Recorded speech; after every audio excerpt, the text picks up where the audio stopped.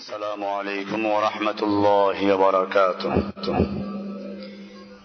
إن الحمد لله والصلاة والسلام على رسول الله محمد بن عبد الله صلواته وسلامه إلى يوم التناد. আল্লাহ সুবহানাহু ওয়া তাআলার মহান দরবারে লাখো শুকরিয়া জ্ঞাপন করছি, যিনি আমাদেরকে জুমার সালাত জামাতের সঙ্গে আদায় করার তৌফিক এনায়েত করেছেন। এজন্য বলি আলহামদুলিল্লাহ। জুমার পরে আবার দ্বীনি ইলম অর্জন করার জন্য আমরা এই গুরুত্বপূর্ণ দর্শে অংশগ্রহণ করতে পেরেছি। এজন্য আবারও আমরা আল্লাহ সুবহানাহু ওয়া তাআলার দরবারে শুকরগুজার হচ্ছি, আলহামদুলিল্লাহ।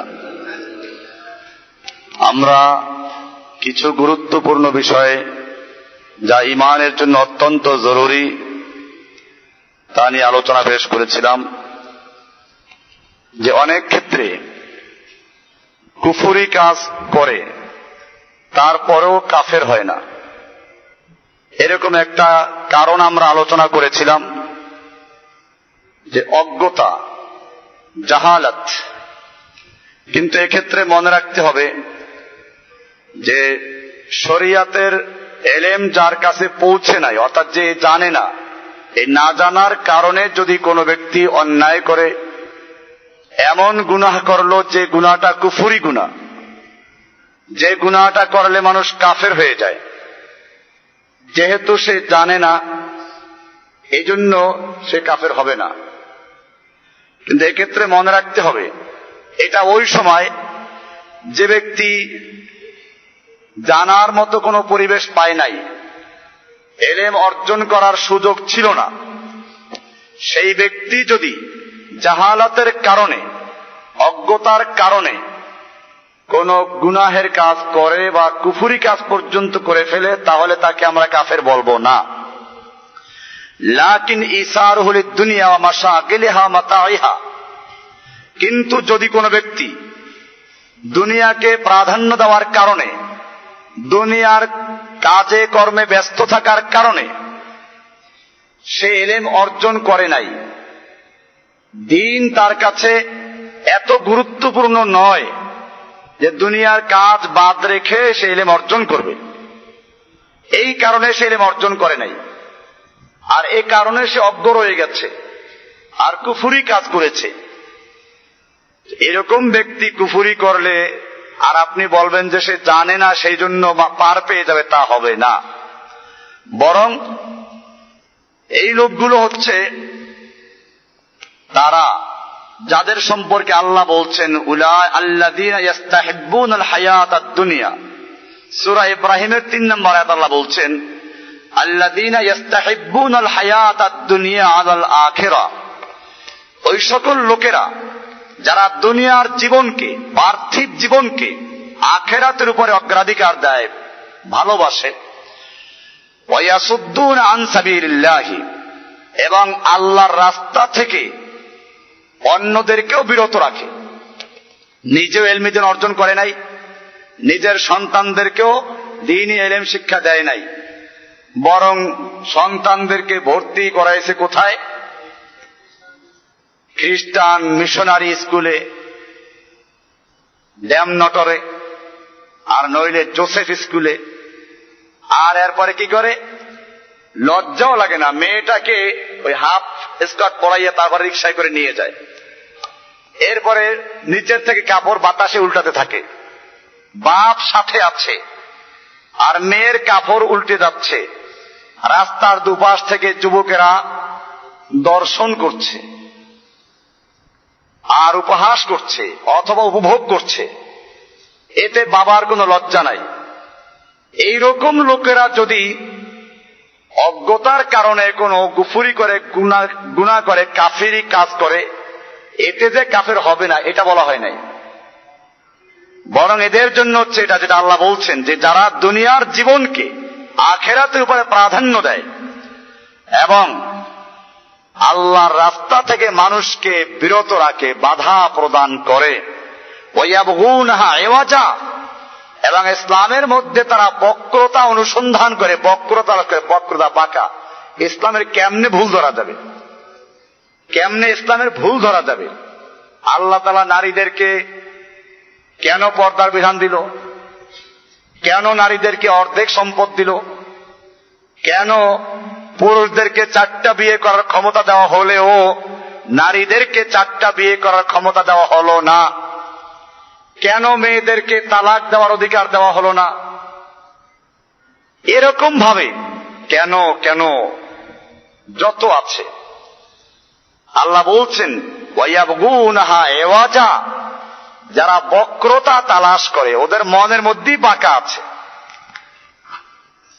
আল্লাহ বলছেন উলাইকা ফি দালালিন বাঈদ, এই লোকগুলো স্পষ্ট গুমরাহির মধ্যে, হেদায়েত থেকে অনেক দূরে সরে গেছে। এই লোকগুলোর হেদায়েত পাওয়ার কোনো সম্ভাবনা নেই। সূরা ইব্রাহিম 3 নম্বর আয়াত। এরকম ভাবে আল্লাহ তাআলা কোরআনুল কারীমের সূরা নাহলের 107 নম্বর আয়াতে বলছেন যালিকা বিআন্নাহুম মুস্তাহাব্বুল হায়াতাদ দুনিয়া আলাল আখিরা, যে এই লোকগুলো পার্থিব জীবনকে, দুনিয়ার জীবনকে আখিরাতের উপরে প্রাধান্য দিয়েছে, যে কারণে তারা ইলম অর্জন করে নাই। কোরআন হাদিসের ইলম অর্জন করতে গেলে সময় নষ্ট হবে, দোকানে ব্যবসা কম হয়ে যাবে, এইরকম ভাবে চাকরিতে সময় দেয় না, ওভারটাইম করার সুযোগ পায়। যদি বলা হয় যে 2 ঘন্টা ডিউটি বেশি করলে 500 টাকা বেশি পাইবা, তাহলে যত কষ্টই হোক এটা করবে কিনা? তাহলে দুনিয়ায় 8 ঘন্টা ডিউটি করলো, এই 8 ঘন্টার পরে আবার 500 টাকা বেশি বোনাস পাওয়ার জন্য 2 ঘন্টা আবার ওভারটাইম করতে রাজি হলো, কারণ নগদ 500 টাকা পাবে।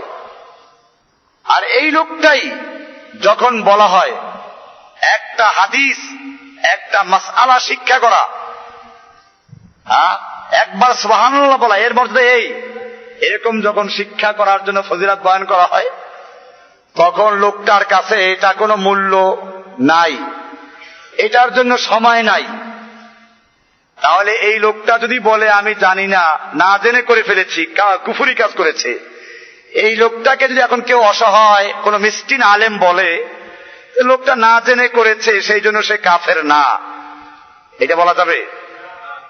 এই জন্য মনে রাখতে হবে, আমরা এটা পিছনে আলোচনা করেছি যে অজ্ঞতা একটা কারণ, সেটা ওই ব্যক্তির জন্য যে অজ্ঞতা দূর করার মতো তার ব্যবস্থা ছিল না, জানার মতো এলেম ছিল না। এখন জানার জন্য কত মাধ্যম, এখন ফোন করে মাসলা জিজ্ঞেস করা যায়।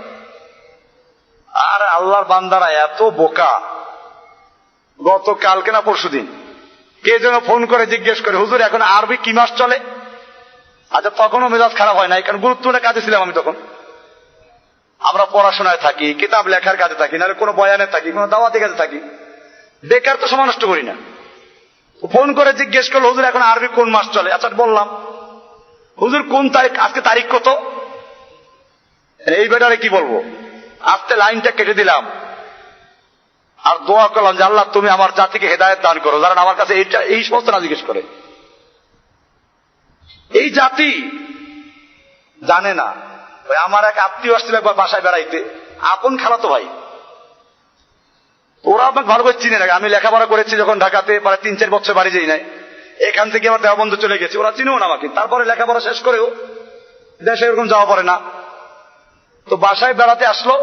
বাসায় অনেক কেতাবাদি দেখে আমি যখন ভিতরে গেছি তার খাবার দাবার আনার জন্য, তো পাশে একজনকে জিজ্ঞেস করে হুজুর কি এখানে বইয়ের ব্যবসা করে, বই বেচা কিনা করে?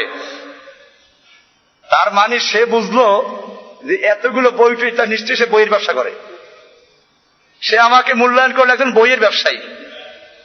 আর ওই যে লোকটা মাসলা জিজ্ঞেস করলো টেলিফোনে, সে আমাকে বুঝলো যে এই লোকটার কাছে তারিখ জিজ্ঞেস করতে হবে, কয় তারিখ মাসের। এই জন্য মাসলা জিজ্ঞেস করবেন। আমি মোবাইল নাম্বারটা ওপেন করে দিয়েছি যাতে সবাই তাদের জরুরি মাসলাগুলো জিজ্ঞেস করতে পারে। তার মানে এই না যে আপনি এখন আমার কাছে এখন কোন মাস চলে, সেই মাসের তারিখ কত, এইসবের জন্য না। একান্ত জরুরত ছাড়া ফোন করবেন না কেউ। এবং অন্যকে বলে দেন, তাদেরকে আপনার নাম্বার দেন, সবাইকে অসুবিধা নাই। এখন বাধ্য হয়ে আমি কি করি, যখন বেশি প্রয়োজন তখন মোবাইল বন্ধ করে রেখে দিই। আপনারা ইতিমধ্যে টের পেয়েছেন, যে লাগাতার একদিন, 2 দিন, 3 দিন মোবাইল বন্ধ থাকে। এটা কেন করতে চাই? যখন দেখি যে আমাকে তারিখ জিজ্ঞেস করা হচ্ছে, তখন আর বন্ধ করা ছাড়া উপায় নাই। এই জন্য জরুরি মাসআলা জিজ্ঞেস করবেন। এরকম আপনাদের যে বিভিন্ন সময় প্রশ্ন করার সুযোগ দেওয়া হয়, জরুরি প্রশ্ন ছাড়া কোনো প্রশ্ন করবেন না, কারণ আমাদের কাজ থাকে। এই বাসায় গেলে অনেকের সময় একা দেখা যায় শুক্রবার আসর পর্যন্ত সময় নিয়ে নেয়। এটা করবেন না, এটা করলে আমার ক্ষতি হয়। এই আজকে রাত্রে আমরা চলে যাব রাজশাহী। গতকালকে আসছি আমরা কোথা থেকে, আরেক জায়গাতে প্রোগ্রাম করে আসছি। রাত্রে ঘুম নাই, দিনে ঘুম নাই। এরপরে কথা বলা তো একটা লিমিটেড আছে। এখন যদি আপনি এত কথা বলান তাহলে কেমনে হবে? শুক্রবারে সকাল থেকে স্টাডি করতে হয়। এই যে জুমার বয়ানগুলো আমরা করি, এ তো রেডিমেড না, এটা তৈরি করতে হয়। এই ডায়েরিতে নোট করা আছে। আজকে যে বয়ান করলাম আপনারা হয়তো মনে করেন খুব সহজ, ঠিক আছে, সহজ ঠিকই আছে, কিন্তু এগুলো নোট করতে হয়। কোরআনে কত নাম্বার আয়াত, এটা কোন জায়গায় আছে, তো এটা যায় তৈরি করতে হয়। শুক্রবারের জুমার আগে নিজেও আসবেন না, আগে আসতে বলবেন না। আসতে আপনি খাওয়া দরজা করবে না। আমি দারোয়ানদেরকে বলে রাখি যে শুক্রবার জুমার আগে যদি কেউ ঢুকতে চায় সোজা মসজিদ পাঠাই দেবেন। জুমার পরে লেকচার হবে মসজিদে, এর পরে দেখা করবা। তাহলে শুক্রবারে, এটা আমি বলি, আপনার টাইম বলে দিচ্ছি, শুক্রবারে সকাল থেকে শুরু করে জুমার আগ পর্যন্ত কেউ বাসায় গেলে দেখা হবে না। আপনি যদি সামনেও যান, আমি বিরতে বের হব না। আমি আপনার একার জন্য সময় দিয়া এই জাতির মূল্যবান জিনিসকে নষ্ট করতে চাচ্ছি না। এখানে সারা অনেকে সুনামগঞ্জের থেকে জমা পড়তে আসে, কত দূর দূরাতে বিভিন্ন জেলার থেকে আসে। এখানে একটা জমা পড়তে আসে, এই লোকটা এলেমে শিক্ষার জন্য আগ্রহ নিয়ে আসে। আর আপনি জুমার আগে এসে আমার মাথার মধ্যে প্রশ্ন ঢুকিয়ে দিয়া এলোমেলো করে দিলেন। এটা একটা কম্পিউটার, এখানে ফাইল থাকে যে আমি জুমার বয়ান আজকে এই বয়ান করব। এখন আপনি এসে বিভিন্ন প্রশ্ন ঢুকে ফাইলটা নষ্ট করলেন, একটা ভাইরাস ঢুকাইলেন। এই ভাইরাসে আমার মাথা গন্ডগোল লাগাই দিল। এই জন্য জুমার দিন সকালে জোহর পর্যন্ত, জুমার মসজিদে আসা পর্যন্ত কেউ বাসায় যাবেন না। জুমার পরে এখানে লেকচার হবে, এরপরে যে একান্ত জরুরি কাজ থাকে বাসায় যাবেন, 1 মিনিটে শেষ করে আসবেন। আর লম্বা যদি কারো আলোচনা করার দরকার হয়, এটা আপনাদেরকে বলছি, আপনারা নষ্ট করেন তা না, আপনাদের সাথে যারা সংশ্লিষ্ট, যারা অনেক সময় আসে, তাদেরকে জানাই দেওয়া বিষয়গুলো, যে অন্য সময় সময় নিয়ে আসবে, যদি কোনো প্রয়োজন থাকে আসবে, মাস্তাবাসার জানার জন্য আসবে, সময় নিয়ে আসবে। আগে ফোনে সময় নিয়ে আসবে। এখন দেখা যায় একজনকে আমি সময় দিয়ে রাখলাম মাগরিব পরে, সে লোক আসলো, কিন্তু আর একজন সময় নিয়ে আসে নাই, সে এসে সময় নষ্ট করতেছে। আর কি করবো? কি বাধ্য বলতে হবে যে আপনি সময় নিয়ে পরে আসবেন, আপনার জন্য আজকে কথা সময় দেওয়ার সুযোগ হলো না। এই জন্য এটা আপনারা খুব খেয়াল রাখবেন। আর এমনি টুকটাক যেটা 1-2 কথার মাসলা, এগুলো চলতে ফিরতে হাসতে যে অসুবিধা নাই। আমরা সবাইকে ফ্রি করে দিই এজন্য, যাতে করে সবাই তাদের ফায়দাটা নিতে পারে। যাচ্ছি, একটা মাসলা জানা দরকার, আপনি জিজ্ঞেস করেন। এখানে আপনাদের একটা লোক আছে মাঝে মধ্যে মাসলা জিজ্ঞেস করে, আমি খেয়াল করছি উত্তরটা দেওয়া শেষ বা সে কেটে পড়ে। এটা ঠিক আছে, যতটুকু প্রশ্ন অতটুকু উত্তর পেয়ে যায় বা শেষ, এরপরে অতিরিক্ত কথা দরকার নাই। আমাদের সঙ্গে জানা দরকার নাই যে আমার বউ কয়জন, বাচ্চা কয়টা, দরকার নাই। আমার বউ কয়জন বলে আমি মনে করি কয়জন, আমার বউ একজনই আছে, বেশি না। আবার যেটা বললাম আর কি, তো জাহালাত, আমি যে বিষয়তে এটা কথাটা অনেক দূরে চলে গেছি, যে জাহালাত, অজ্ঞতা, এই দূর করার জন্য মাসলা জিজ্ঞেস করার সুযোগ আছে। যেটা বলতেছিলাম যে ফোনে জিজ্ঞেস করা যায়, ওলামাদের কাছে যে জিজ্ঞেস করা যায়। এত সুযোগ থাকার পরেও বাংলাতে কিতাব আছে, আরবিতে আছে, ইংলিশে আছে, আপনি কোন ভাষার লোক, কোনটা বলবেন আপনি? এত সুযোগ থাকার পরেও যদি কেউ বলে আমি জানি না, না জেনে কুফরি কাজ করে ফেলেছি, এই জন্য আমি কাফের না, এটা হবে না। তো এটা একটা বিষয় খেয়াল রাখবেন, যেটা আগের আলোচনার একটা সম্পূরক কথা বলে দেওয়া হলো। আজকের যেটা আলোচনা হচ্ছে তা হলো 2 নাম্বার, আত-তাবিল। একটা কুফরি কাজ করে, কিন্তু করে সে একটা তাবিলের ভিত্তিতে, তার কাছে একটা তাবিল আছে, ব্যাখ্যা। যেমন মনে করুন আমাদের সমাজের লোকেরা গণতান্ত্রিক উপায়ে ইসলাম কায়েম করার জন্য আন্দোলন করে, তারা ভোট দেয়, এখন আমার আলোচনা এটা স্পষ্ট হয়ে গেছে আপনাদের কাছে, জানেন আপনারা যে গণতন্ত্র একটা কুফরি মতবাদ, এটা কোনো সন্দেহ নাই, এটা কুফরি মতবাদ। এটার একটা আলাদা আকীদা আছে। ইসলামের যেমন আকীদা লা ইলাহা ইল্লাল্লাহ, গণতন্ত্রের কালেমা হচ্ছে লা ইলাহা ইল্লাল্লাহ, জনগণ ছাড়া কোনো আল্লাহ নাই। মানে সংসদ বলে কি জনগণ যা বলে তাই হবে, বলে না, কথা কথা বলে। এরা বলে, ইসলাম বলে সমস্ত ক্ষমতার মালিক আল্লাহ, মাসদারুস সালতাতে জামিয়ান আল্লাহ সুবহানাহু ওয়া তাআলা, কুলিল্লাহুম্মা মালিকাল মুলক, সূরা আলে ইমরান 26 নম্বর আয়াত। আর গণতন্ত্রের ধর্ম হচ্ছে সমস্ত ক্ষমতার মালিক জনগণ, মাসদারুস সালতাতে আশ-শাব, সমস্ত ক্ষমতার মালিক কে? জনগণ। এটা কুফরি। ইসলামের আইনের উৎস আল্লাহ, আলা লাহুল খালকু ওয়াল আমরু, সৃষ্টি যার, আইন তার। তাহলে আল্লাহর আইনটা আসবে ওহীর মাধ্যমে, কোনো স্বপ্নের মাধ্যমে না, ওহীর মাধ্যমে। আর গণতন্ত্রের আইনের উৎস জনগণ, আসবে জনগণের মাধ্যমে, of the people, by the people, for the people. ইসলাম বলে কি? অব দ্য আল্লাহ। পার্থক্য আছে কিনা? ইসলামে আইনের উৎস কে? আইনের মালিক কে? অব দ্য আল্লাহ। তারপরে বাই দ্য পিপল না, বাই দ্য ওহী। ওহী ছাড়া চলবে না, ওই স্বপ্নে দেখলে চলবে না। পীর স্বপ্নে দেখলো আল্লাহ কইছে আমাকে, আর আপনি মানা শুরু করলেন, এইসব চলবে না।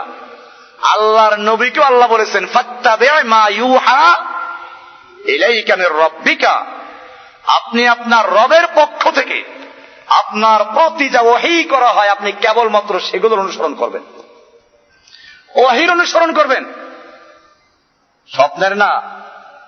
এখন পীর স্বপ্নে দেখে, এখন তো স্বপ্নও গেছে, এখন নাকি ডাইরেক্ট কথা বলে। এই ঢাকাতে অনেক পীর আছে, এরা কি করে? ডাইরেক্ট আল্লাহর সঙ্গে কথা বলে। আমি বলি এরা মিথ্যে বলে না, কিছু একটা তো বলে ঠিকই, কারোর সাথে বলে, তবে আল্লাহর সঙ্গে না। কার সঙ্গে? শয়তানের সঙ্গে ডাইরেক্ট কথা বলে। এরা কারোর সঙ্গে কথা বলে? কার সঙ্গে? ডাইরেক্ট শয়তানের সঙ্গে কথা বলে। ওই যে দাজ্জাল যখন আসবে, হাদিসে আছে, কেউ বলবে যে আমার বাবা মারা গেছে, বাবাকে দেখাও। তো কবরের কাছে গেলে সে বলবে দাঁড়াও, তো কবর থেকে দাঁড়াই বাইরে যাবে। এটা কি? এটা হচ্ছে যে শয়তান, ওর সাথে শয়তান থাকবে, জিন থাকবে। ওরা অনেক দীর্ঘদিন বয়সী জিন আছে। আপনি আপনার বাপ মারা গেছে 40 বছর আগে, 40 বছর আগের একটা জিন ডাকবে, এই এলাকায় যে ছিল, এই ওর বাবার সুরত ধর। তো বাবার সুরত ধরে সে বলবে এই যে আমি তোমার বাবা হাজির হয়ে গেছি, বাবা কেমন আছো? ধরলো, ও দেখলো যে আরে আমার বাবা মারা গেল কত বছর আগে, এই বাবাকে জীবিত করে দেখাইলো, নিশ্চয়ই আল্লাহ। আসলে এটা কে? শয়তান। এই জন্য আমি বলি, ওই যে পীর সাহেবরা বলে ডাইরেক্ট কথা বলে আল্লাহর সঙ্গে, ঠিক আছে, কথা কারো সঙ্গে বলে, তবে আল্লাহর সঙ্গে না। কার সঙ্গে? ডাইরেক্ট শয়তানের সঙ্গে। মানে এই জন্য ওহী, ফাত্তাবি' মা ইউহা ইলাইকা মির রাব্বিকা, তোমার রবের পক্ষ থেকে তোমার প্রতি যা ওহী করা হয়েছে কেবলমাত্র তারই অনুসরণ করবে। তাহলে অব দ্য ওহী, হ্যাঁ, ওহী ছাড়া আছে। এখন এটা বললাম অব দ্য আল্লাহ, বাইদা ওহী, বাইদা নবী রাসূল, এরপরে ফর দ্য পিপল। এখন যেই ধর্মের বক্তব্য হচ্ছে of the people, by the people, for the people, আর এক ধর্মের বক্তব্য হচ্ছে অব দ্য আল্লাহ, বাই দ্য ওহী, ফর দ্য পিপল। এই দুই ধর্ম কি এক? তাহলে এখন যারা ওই গণতন্ত্র ধর্ম পালন করে, ওই ধর্মের মাধ্যমে যারা নির্বাচন করে এবং স্বপ্নে দেখে তারা দিন কায়েম করে ফেলবে, এরা কি আল্লাহর দেওয়া দিন কায়েম করবে না আব্রাহাম লিঙ্কনের দিন কায়েম করবে? আল্লাহর দেওয়া দিন কায়েম করবে, নবী রাসূলদের দিন কায়েম করবে, না ইহুদি খ্রিস্টানদের দিন কায়েম করবে? কোনটা? তবে এই জন্য বলছি যে গণতন্ত্র এটা কুফরি মতবাদ, এটা আপনি বুঝলেন। এখন আমাদের দেশে যারা ভোট দেয়, আপনি সবাইকে কাফের বলা শুরু করলেন, এটা হবে কিনা? এইটা খুব গুরুত্বপূর্ণ বিষয়, খেয়াল রাখবেন। আপনারা অনেকে ভুল করে ফেলেন, পাইকারি কাফের বলা শুরু করে দেয়। না, আমরা তাকফীর করতে যাচ্ছি না, এটা মনে রাখবেন, এই কাজটা কুফরি কাজ। এই কাজটা কি? ভোট দেওয়া নিশ্চয়ই কুফরি কাজ, এতে কোনো সন্দেহ নাই। ভোট দেওয়া কি কুফরি কাজ? কারণ ভোট দিয়ে আপনি কিছু এমপি বানান যারা আল্লাহর আসনে বসে, ওখানে আইন প্রণয়ন করে, এটা কুফরি কাজ। তবে এই জন্য যে ভোট দিল পাবলিক, গ্রামের একজন লোক, তাকে আপনি বলেন কাফের হয়ে গেছে ভোট দিয়া, এটা বলবেন না। কারণ এখানে আজকের আলোচনা এটা আসতেছে। আর তাবিল, এটা একটা ব্যাখ্যা দেয়, তারা তাবিল করে। তাবিল করে কি? ইসলামে যেমন সূরা আছে সেরকম গণতন্ত্রের সংসদ আছে, তাবিল করে দিল। এই তাবিলগুলো গ্রামের লোকেরা বিশ্বাস করে, কারণ এই তাবিলগুলো তাদেরকে পৌঁছায় কারা? বড় বড় আলেমরা। কারা? এই নির্বাচন, এদেশের বড় বড় আলেমরা নির্বাচন করে। বড় বড় আলেমরা কি করে? নির্বাচন অংশগ্রহণ করে এবং স্বপ্নেও দেখে 151টা সিট পেয়ে গেলে নাকি যেদিন সংসদে বসবে পরের দিন নাকি এদেশের সোনালী ব্যাংক, রূপালী ব্যাংক, পূবালী ব্যাংক সবগুলো ইসলামী ব্যাংকে পরিণত হয়ে যাবে। নাউজুবিল্লাহ মিন যালিক। এই জন্য ভোট দেওয়া একটা পবিত্র আমানত বলে কেউ, এদেশে বড় বড় বক্তারা বলে, আলেমরা বলে পবিত্র আমানত। কেউ আবার আরো একটু অ্যাডভান্স করে বলে ভোট দেওয়া একটা জিহাদ। ভোট দেওয়া কি? জিহাদ বলে ফেলে। এইগুলো আলেমরা বলার কারণে পাবলিক কি করবে? এখন যে পাবলিক গুলো ভোট দেয় এগুলো আপনি কাফের বলেন না, কারণ এরা পাইছি ওই ইসলাম।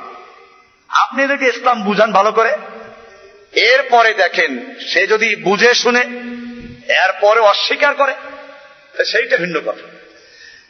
তবে তাবিল থাকলেই হবে না, তাবিলের সপক্ষে দলিল লাগবে। কি লাগবে? দলিল ভিত্তিক তাবিল হলে গ্রহণযোগ্য। সে দলিলটাও দলিলে মুতাবার হতে হবে। এখন যে আমি কথাটা বললাম যে আলেমরা শিখিয়ে দিল যে ইসলামে তো সূরা আছে, ভাই সূরাটা কেমনে হয়? ইসলামে গণতন্ত্র না, ইসলামে সূরা আছে ঠিক। সেই সূরাটা হচ্ছে যে আহলুল হল্লে ওয়াল আকদ, যাদের মধ্যে নেতা নির্বাচন করার মতো যোগ্যতা আছে, জ্ঞান আছে, বিবেক বুদ্ধি আছে এবং দ্বীনি এলেম আছে। দুইটা জিনিস, কোরআন হাদিসের এলেমও আছে এবং তার সঙ্গে নেতৃত্ব নির্বাচন করার মতো যোগ্যতাও আছে। এইরকম বিজ্ঞ লোকেরা মিলে একজন নেতা তৈরি করবে এবং তারা এই নেতার সঙ্গে একটা বোর্ড থাকবে, সূরা, এরা পরামর্শ দিবে। এটার নাম হচ্ছে সূরা। এটার নাম কি? এই সূরাটার গুরুত্ব কোরআনে আছে। কোরআনে স্পষ্ট বলা আছে ও আমরুহুম শূরা বাইনাহুম। আল্লাহ তাআলা বলছেন যে মুমিনদের কার্যগুলো সম্পাদন হয় তাদের পারস্পরিক পরামর্শের ভিত্তিতে, সূরার ভিত্তিতে।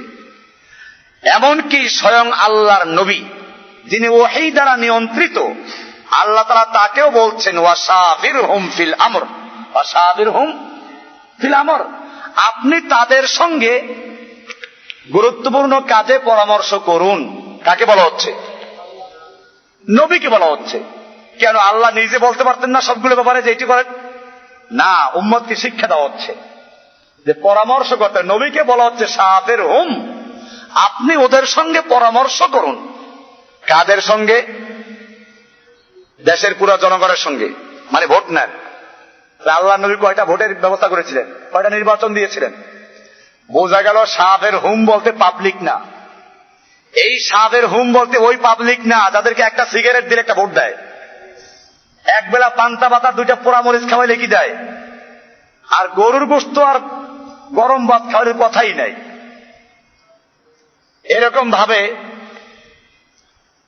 যারা 500 টাকা একটা শাড়ি দিলে ভোট দেয়, এগুলো চলে, খোঁজ নিয়ে দেখবেন।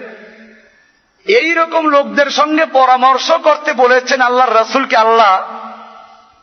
এটা না, কোরআনে স্পষ্ট বলা আছে ওয়াইং তোতে আকসারা মান ফিল আরদ, হে নবী আপনি যদি এই পৃথিবীতে যারা বসবাস করছে এদের সংখ্যাগরিষ্ঠ অধিকাংশ লোকের মতের অনুসরণ করেন, ইউদিল্লুকা আন সাবিলিল্লাহি, তারা আপনাকে আল্লাহর রাস্তার থেকে গোমরাহ করে ফেলবে, পথভ্রষ্ট করে ফেলবে, আপনাকে আল্লাহর রাস্তা থেকে সরাই দিবে।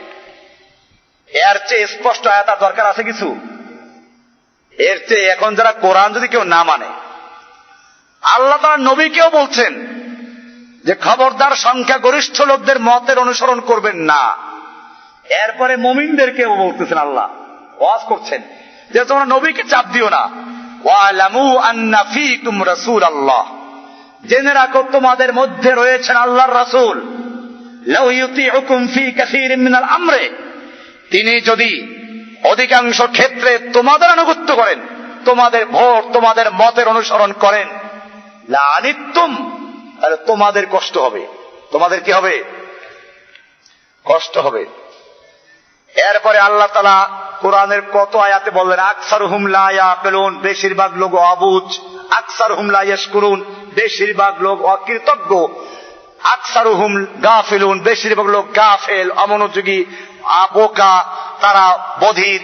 এইরকম ভাবে কি করে এরা শুনেও শুনে না। এরপরে আল্লাহ বলছেন যারা ঈমানদার, এই যারা মুমিন দাবি করে, সূরা ইউসুফের কত নম্বর আয়াত? আমা ইউমিনু আকসারুহুম বিল্লাহি ইল্লা ওয়া হুম মুশরিকুন। এই যে ঈমানদার তুমি যাদেরকে দেখতে পাচ্ছ, এরাও বেশিরভাগ লোকেরা ঈমান আনা সত্ত্বেও মুশরিক। অর্থাৎ তারা ঈমান আনে শিরক মিলাইয়া, শিরক যুক্ত অবস্থায় আল্লাহকে বিশ্বাস করে, সাথে শিরকও করে। বেশিরভাগ লোক মুশরিক, বেশিরভাগ ঈমানদারও মুশরিক। বেশিরভাগ ঈমানদারও কি? কোরআনে আয়াত বলছি, কারো যদি কোনো মাথায় এখন ব্যস্ত লেগে থাকে, আপনি কোরআনটা পড়েন গিয়ে ভালো করে। সূরা ইউসুফে আছে একটা 106 নম্বর আয়াত, সূরা ইউসুফের 106 নম্বর আয়াত। জাযাকাল্লাহ। এরকম পরিষ্কার করা আছে। এখন এইটাকে যদি কেউ বলে সূরা, তাহলে আমরাও বলতে বাধ্য যে ভাই, বলি না ছাগলেরও 4টে পা আছে, 2টা কান আছে, একটা লেজ আছে, 2টা চোখ আছে, আর গরুরও 4টে পা আছে, 2টো চোখ আছে, 2টো শিং আছে, 2টো কান আছে। এখন যদি কেউ বলে এই তো ছাগলে আর গরুতে মিল পাওয়া গেছে, অতএব ছাগল আর গরু একই, লোকটাকে আমরা কি সুস্থ জ্ঞানের অধিকারী বলবো না পাগল বলবো? মাথাগোল বলবো। পা ঠিক আছে, মাথাগোল। তো এই লোকগুলো, এই ছাগল যেমন ছাগল, কিয়ামত পর্যন্ত ছাগল, আর গরু গরুই, যদিও কিছু কিছু ক্ষেত্রে মিল আছে। ঠিক এরকম ভাবে গণতন্ত্র গণতন্ত্রই, আর সুরা সুরা, দুইটার সঙ্গে কোনো মিল নাই। এখন যাই হোক, এখন এটা তো শিখাচ্ছে আলেমরা, সেই জন্য আমরা পাবলিকদেরকে তাকফির করতে যাব না। আমরা তাদেরকে বুঝানো যে এটার কুফরি কাজ। গণতন্ত্র একটা কুফরি ধর্ম। ইসলাম যেমন স্বতন্ত্র ধর্ম, গণতন্ত্র একটা আলাদা ধর্ম। ইসলামের যেমন অর্থ ব্যবস্থা আছে একটা স্বতন্ত্র জাকাত ভিত্তিক অর্থ ব্যবস্থা, ওদের অর্থ ব্যবস্থা সুদ ভিত্তিক অর্থ ব্যবস্থা। ইসলামের যেমন একটা মানবাধিকার আছে, সেই মানবাধিকারের কাজ হচ্ছে আইন। ইসলামের আইন আছে, চোরের বিচার আছে, জেনারেল বিচারের বিচার আছে, এগুলো মানবাধিকার রক্ষা করার জন্য। আর ওদের মানবাধিকার হলো এইগুলোকে বাতিল করার জন্য। এরকম ভাবে ইসলাম একটা স্বতন্ত্র দিন, গণতন্ত্র একটা স্বতন্ত্র দিন। আমাদের পরিষ্কার বলতে হবে, লাকুম দীনুকুম ওয়ালিয়া দিন। ওই গণতন্ত্রীরা, লাকুম দীনুকুম ওয়ালিয়া দিন, তোদের ধর্ম তোদের, আমাদের ধর্ম কি? তোদের সঙ্গে আমাদের কোনো মিল নাই, এটা পরিষ্কার। এখন যারা এই গণতান্ত্রিক প্রক্রিয়ায় ভোটে নির্বাচন করে, জোটে অংশগ্রহণ করে, তারপরে ইসলাম কায়েম করার স্বপ্ন দেখেন, এরা কি আল্লাহর নবীর ইসলাম কায়েম করার স্বপ্ন দেখে? না নিজেদের দেশীয় গাছগাছরায় তৈরি ভেষজ হালুয়া, শক্তিবর্ধক হালুয়ার ইসলাম কায়েম করার স্বপ্ন দেখে? কোনটা? এই ভেষজ ইসলাম এই দেশে মানুষেরা পালন করে। এই জন্য ভেষজ ইসলাম না, ইসলাম ইসলামী। যে ইসলাম আল্লাহর নবী নিয়ে আগমন করেছেন, ওই ইসলাম দেশীয় গাছগাছরায় তৈরি হাব্বে মুকাফফি, শক্তিবর্ধক হালুয়া। এই দেশীয় গাছগাছ তৈরি হালুয়া খাইয়া এই ইসলাম দিয়ে কুফফারদের মোকাবেলা করা যাবে না। কুফফারদের মোকাবেলা করতে হইলে ওই ইসলামের হালুয়া খাইতে হইবে, যে ইসলামের হালুয়া তৈরি করেছেন কে? আল্লাহ রাসূল সাল্লাল্লাহু আলাইহি ওয়াসাল্লাম, যেটা আল্লাহ তাআলা দান করেছেন। ওইখানে হালুয়া কম, আসলে মানে হালুয়া নয়, আছে শুকনো খেজুর, শুকনো রুটি, এই না খেয়ে থাকা, এইগুলো সাহাবা কেরাম করেছেন। গাছের পাতা খেয়ে থেকেছেন।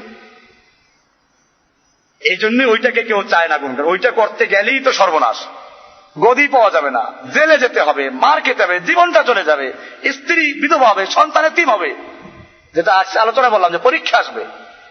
এত পরীক্ষা নিরীক্ষা দিয়ে ইসলাম কায়েম করা সম্ভব না, তার চেয়ে কি করব? কিন্তু এরপরও তো কাজ হয় না। এত দালালি করলো বাংলাদেশের কতগুলো লোকেরা এই গণতন্ত্রের পক্ষে, এত দালালি করে, এত বই লেখলো, এত বক্তৃতা করলো, বিবৃতি দিল, তারপরেও তারা এখন কি বাইরে না জেলে? এখন বাংলাদেশের ইতিহাসে যত মামলা আছে পুরো তো ওনাদের জীবদ্দশা যা হয়েছে সবগুলো কি করতেছে? এটা শয়তানও জানে যে এগুলো সব কি ভুয়া, কিন্তু চাপানো হচ্ছে না, চাপানো হচ্ছে। এই 10 টাকার মামলা, এই ধর্ষণের মামলা, এই অমুকের হামলার মামলা, খুনের মামলা, একের পর এক মাথার উপরে বোঝা চাপানো হচ্ছে। কই তুমি তো নাজাত পাইলা না, দালালি তো কম করো নাই, দালালি বহুত করেছিলাম। বোঝা গেল আল্লাহ তাআলা কোরআনে বলে দিয়েছেন তুমি যত দালালি করো ওদেরকে সন্তুষ্ট করার জন্য কাজ হবে না। কোরআন পরিষ্কার বলছে ওয়ালান তারদা আনকাল ইয়াহুদু ওয়ালান নাসারা হাত্তা তাত্তাবিআ মিল্লাতাহুম। ইহুদি এবং খ্রিস্টানরা তোমার উপরে সন্তুষ্ট হবে না, তুমি যত চামচাগিরি করো, যত ওদের পক্ষে বই লেখো, ওদের পক্ষে বিবৃতি দাও, ওদের পক্ষে দালালি করো, আল্লাহ বলছেন না, ওরা তোমার উপরে সন্তুষ্ট হবে না। হাত্তা তাত্তাবিআ মিল্লাতাহুম, যতক্ষণ পর্যন্ত তুমি সম্পূর্ণরূপে ওদের মিল্লাত, ওদের ধর্ম, ওদের দলে একেবারে ঢুকে না যাইবা। ওদের দলে ঢুকে যাও তুমি একেবারে পাক্কা মুক্তিযোদ্ধা, কি হবা? তোমার কোনো অপরাধ নাই। আর ওদের দলে ঢুকবে না, তুমি কি পাক্কা রাজাকার। তাহলে বুঝতে হবে এই বিষয়গুলো। এই জন্য আল্লাহ তাআলা পরিষ্কার করে দিয়েছেন যে এই দালালি করতে জোরা যতটুকু করব, কি করব? হকের উপর থাকবো। আমাদের কি ইসলাম কায়েম করা ঠিকাদারি আছে? অনেকে চিন্তা করে এখন যদি আমরা সত্যিকার অর্থে আল্লাহ নবীর তরিকায় চলতে যাই তাহলে তো আমাদের এই মাদ্রাসা বন্ধ হয়ে যাবে। তাহলে মাদ্রাসা টিকাবার জন্য ইসলাম কি করা হচ্ছে? পরিবর্তন করা হচ্ছে। সাহাবায়ে কেরাম, আমরা তো সব মরে যাব, সাহাবায়ে কেরাম কি নিজেদের জান বাঁচাবার জন্য ইসলামের পরিবর্তন করেছেন, না ইসলাম ঠিক রাখার জন্য জান দিয়েছেন? কোনটা? আর তুমি তো ইসলামের সাহাবীদের চেয়ে বেশি দরদি। আল্লাহর নবী যেদিন বদরের যুদ্ধে 313 জন নিয়ে নামলেন কুফারদের মোকাবেলায়, কাফেররা 1000 ছিল, অস্ত্র আছে। আল্লাহ নবী কি চিন্তা করতেন না যে এই 313 জন লোক যদি মরে যায় তাহলে ইসলামের কি হবে? কাজে চলো পালাই, তা করেছিলেন? কেন আল্লাহ নবী চিন্তা করেন নাই? তাহলে বুঝা গেল আজকে ইসলামের নাদান দোস্ত যারা, মূর্খ, ইসলামকে ধ্বংস করার জন্য যুগে যুগে লোকেরা এগুলোই করেছে। এই পৃথিবীতে যখন সমাজতন্ত্র এক সময় খুব জোরদার ছিল, তখন এই আলেমরা সমাজতন্ত্রের পক্ষে দেখলো যে জয় জয়কার অবস্থা। এখন যদি সমাজতন্ত্রের সাথে ইসলামকে মিলাইতে না পারি বলতে ইসলাম শেষ হয়ে যাবে, আমরা ইসলামের তো কিছু করতে পারি না। মুসলিমের ইসলামের খুব হিতাকাঙ্ক্ষী, খুব হিতাকাঙ্ক্ষী। এই শুরু করলো, হা হা সমাজতন্ত্র যা বলে ইসলাম তো ওইটাই বলে। আর দলিল তো আছে, কোরআন তো হচ্ছে আপনি যেভাবে দেখবেন সেভাবে পাইবেন, চশমা যেভাবে লাগাইবেন সেভাবে ঘুরাইতে পারবেন। ঘুরান শুরু করলো। আল্লাহর নবী জীবনে কোনো সম্পত্তি জমা করেন নাই, এই তো সমাজতন্ত্র বলে। সমাজতন্ত্রের বক্তব্য হচ্ছে রাষ্ট্রের যত সম্পদ, কল কারখানা, জমি জমা সবগুলো রাষ্ট্রের মালিকানায়, আর জনগণ যার যে যোগ্যতা আছে সে যোগ্যতা অনুযায়ী যে যেখানে কাজ করবে, কিন্তু ভোগ করবে সবাই সমান। কেউ খাবে কেউ খাবে না তা হবে না। আমার দেখছি না ছোটকালে লেখা থাকতো, কেউ গাছতলায় কেউ 10 তলায়, তা হবে না। মানুষ দলে দলে যোগ দিল, এরপরে দেখলো যে ফাঁকা আওয়াজ, ভুয়া। কিন্তু ওই যে দলে দলে যোগ দিল তখন একদল আলেমরাও নিজেদেরকে ইসলামের নেতৃত্বে নিয়ে আসলো, বলো হ্যাঁ হ্যাঁ এই তো সমাজতন্ত্র আর ইসলাম এক। কেমনে? আল্লাহর নবী কিছুই জমা করেন নাই, সবকিছু রাষ্ট্রের মালিকানায় ছিল, দিয়ে গেলেন সব। আল্লাহ নবীর পরে আবু বকর তিনিও রাষ্ট্র থেকে ওই পরিমাণ নিতেন যেই পরিমাণ দরকার। ওই মিষ্টির কাহিনীও চলে আসলো। একটু প্রয়োজনের থেকে বেশি মনে করা হলো, ওনার স্ত্রী কিছু জমা করে রাখলো, একদিন স্বামীকে দিয়ে বলে একটু ভালো খাবার নিয়ে আসো। তাহলে বোঝা গেল এটা অপ্রয়োজনীয় ছিল, অতিরিক্ত ছিল, এটা ফেরত দিলেন এবং ওই পরিমাণ বেতন থেকে কমাই দিলেন। এই তো সমাজতন্ত্র। আবু যর গিফারি মাল জমা করাকে একেবারে নাজায়েজ মনে করতেন।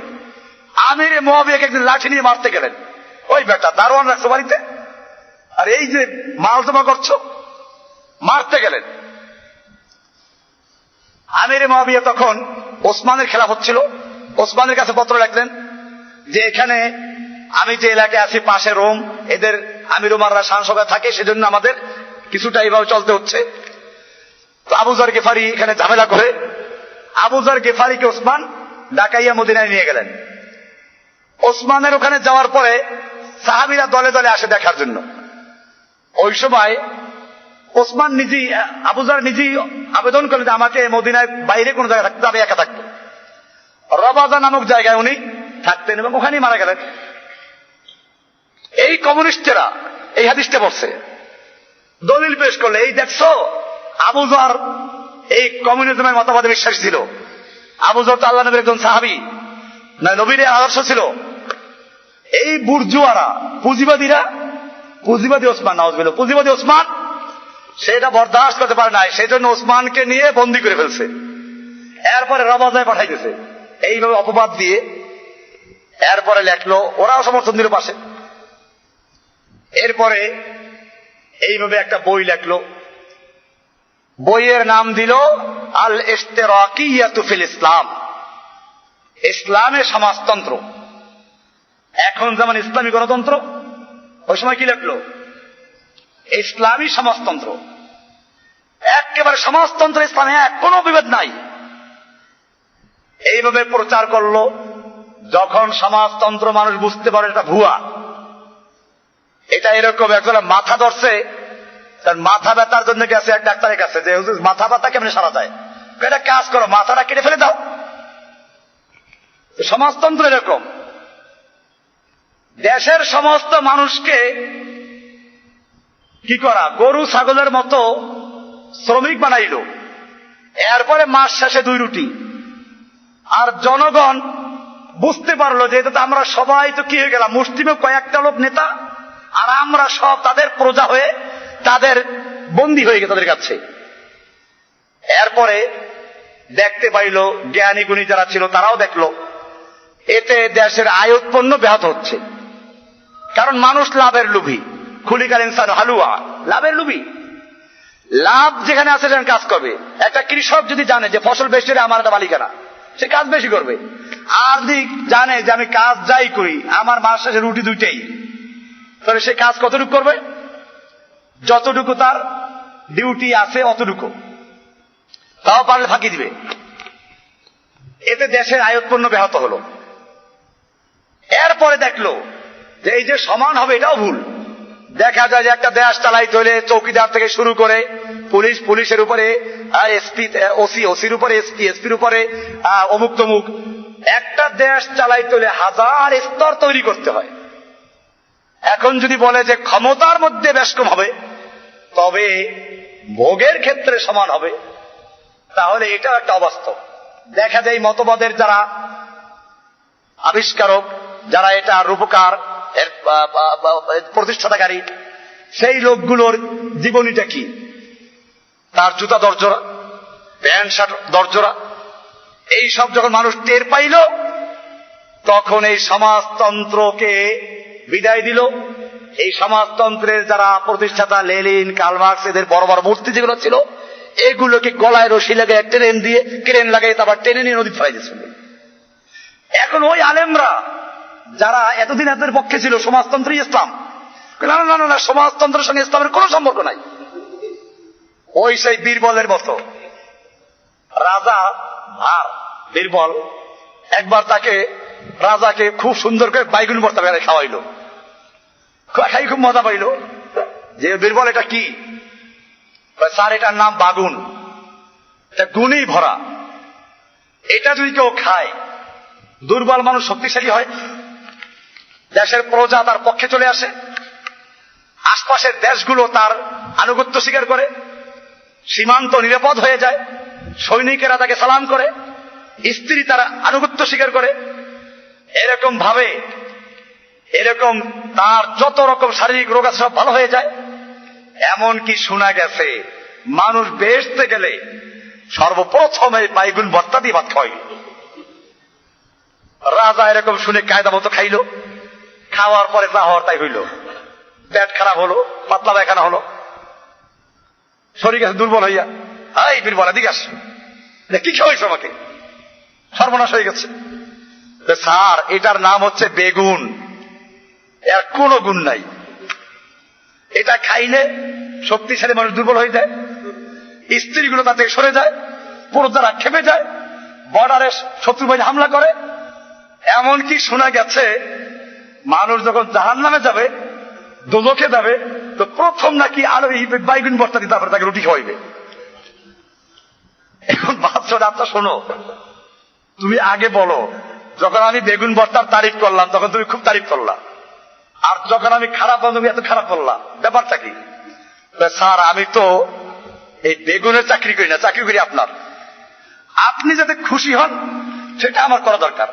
আপনি প্রথম দিন বেগুন খেয়ে খুশি হয়েছেন, আমি বেগুনের তারিফ যা সম্ভব তা পরে বলছি, একেবারে জান্নাত বলছে দিচ্ছি।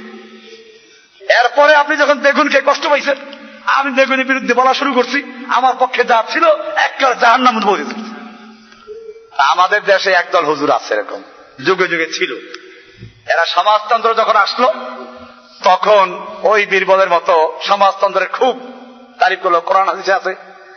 এরপরে যখন গেল তখন এটার সঙ্গে সম্পর্কই নাই। এরপরে আসলো গণতন্ত্র। গণতন্ত্র আসার পরে এই লোকগুলো আবার এখন কি করে, গণতন্ত্রের পক্ষে বই লেখে, বক্তৃতা দেয়, বিবৃতি দেয়। আর ওই দিন বেশি দূরে না, যেদিন মানুষরা কি করবে, এই গণতন্ত্রটাকেও বিদায় করবে, তখন এই আলেমরা বলবে না না এটার সঙ্গে কোনো সম্পর্ক নেই ইসলামের। তো এজন্য তাবিল, আজকের যে আলোচ্য বিষয় তাবিল, এই তাবিলের কারণে যদি কোনো ব্যক্তি কুফরি কাজ করে আমরা তাকে কাফের বলবো না, তবে তাবিলটা হতে হবে নির্ভরযোগ্য দলিলের ভিত্তিতে যদি তাবিল হয়। যেমন মনে করুন এখানে কিছু আয়াত আছে, কোরআনুল কারীমের আয়াত, আদী ইবনে হাতেম থেকে বর্ণিত। তিনি বলেন, কোরআনের যখন আয়াত নাযিল হলো, হাত্তা ইয়াতাবায়্যানা লাকুমুল খাইতুল আবিয়াদু মিনাল খাইতিল আসওয়াদ মিনাল ফাজর, রোজার ব্যাপারে আসছে, তোমরা ভোর রাত্রে যে সাহারি খাও এটা খেতে থাকো যতক্ষণ পর্যন্ত সাদা সুতা কালো সুতা থেকে স্পষ্ট না হয়ে যায়, আলাদা না হয়ে যায়। মানে সাদা সুতা দেখা যাবে। উনি করলেন কি, বালিশের নিচে দুইটা সুতা রাখলেন, একটা সাদা একটা কালো, ওইদিকে নজর দেয় আর খান, খেতে আছেন, খাওয়া দাওয়া শেষ হয়ে গেছে, কিন্তু এরপরও এখনো ওই সাদা সুতা দেখা যায় না, কালো সুতা দেখা যাবে না, সাদা সুতা দেখা যাবে। সাদা সুতার থেকে কালো সুতা স্পষ্ট হয়ে যাবে, দেখা যাচ্ছে না, কিন্তু বাইরে দরজা করে দেখে সূর্য উঠে গেছে। গেছে আল্লাহ রাসূল সাল্লাল্লাহু আলাইহি ওয়াসাল্লামের কাছে, ইয়া রাসূলুল্লাহ, কোরআনের আয়াত তো বলছে সাদা সুতা কালো সুতার থেকে স্পষ্ট না হওয়া পর্যন্ত খেতে পারবো। আমি খেলাম, কিন্তু দেখলাম যে সাদা সুতা তো এখন স্পষ্ট হয় না, কিন্তু সূর্য উঠে গেছে। আল্লাহ রাসূল সাল্লাল্লাহু আলাইহি ওয়াসাল্লাম ফাদাহিকা ক্বালা আখাযতু ইকালান আবিয়াদ, আমি একটা সাদা রশি নিলাম, ওয়া ইকালান আসওয়াদ, একটা কালো রশি নিলাম, ফাওয়াদাতুহুমা তাহতা বিসাদাতি, আমি এই দুটোকে আমার বালিশের নিচে রাখলাম। ফানাযারতু, আমি দেখলাম, ফালামা তাবায়্যান, দেখলাম যে না এখনো সাদা সুতা দেখা যায় না।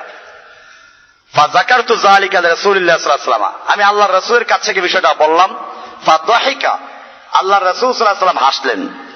ফাকাল, আর বললেন, ইন্না বিসাদাতাকা লাআরিদুন তাওয়ীলুন, তোমার বালিশ তো মাশাআল্লাহ বিশাল লম্বা, বিশাল চওড়া, কারণ তুমি এই কোরআনের বর্ণিত সাদা সুতা আর সাদা কালো সুতা বালিশের তলে ঢুকেই ফেলছো। এই সাদা সুতা কালো সুতা হইল কোনটা? সুবে সাদেক, পূর্ব আকাশ সুবে সাদেক হওয়ার আগে কালো থাকে, এরপরে একেবারে আলোকিত হয়ে যে সুবে সাদেক আসে, সাদা হয়ে ওঠে, ওই সাদা হয়েটা হলো সাদা সুতা।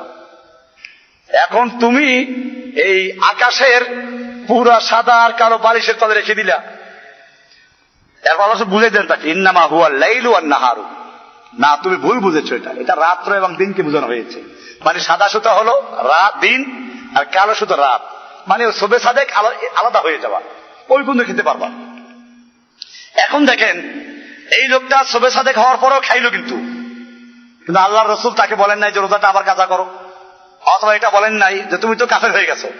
কারণ আল্লাহ বলছেন সবে সাথে খাইতে পারবা, তুমি তারপরে খাইলে হালাল মনে করলা, তা হারামকে হালাল মনে করে কাফের হয়ে যায়। এটা আল্লাহ রসুল বলেন নাই। কেন বলেন নাই?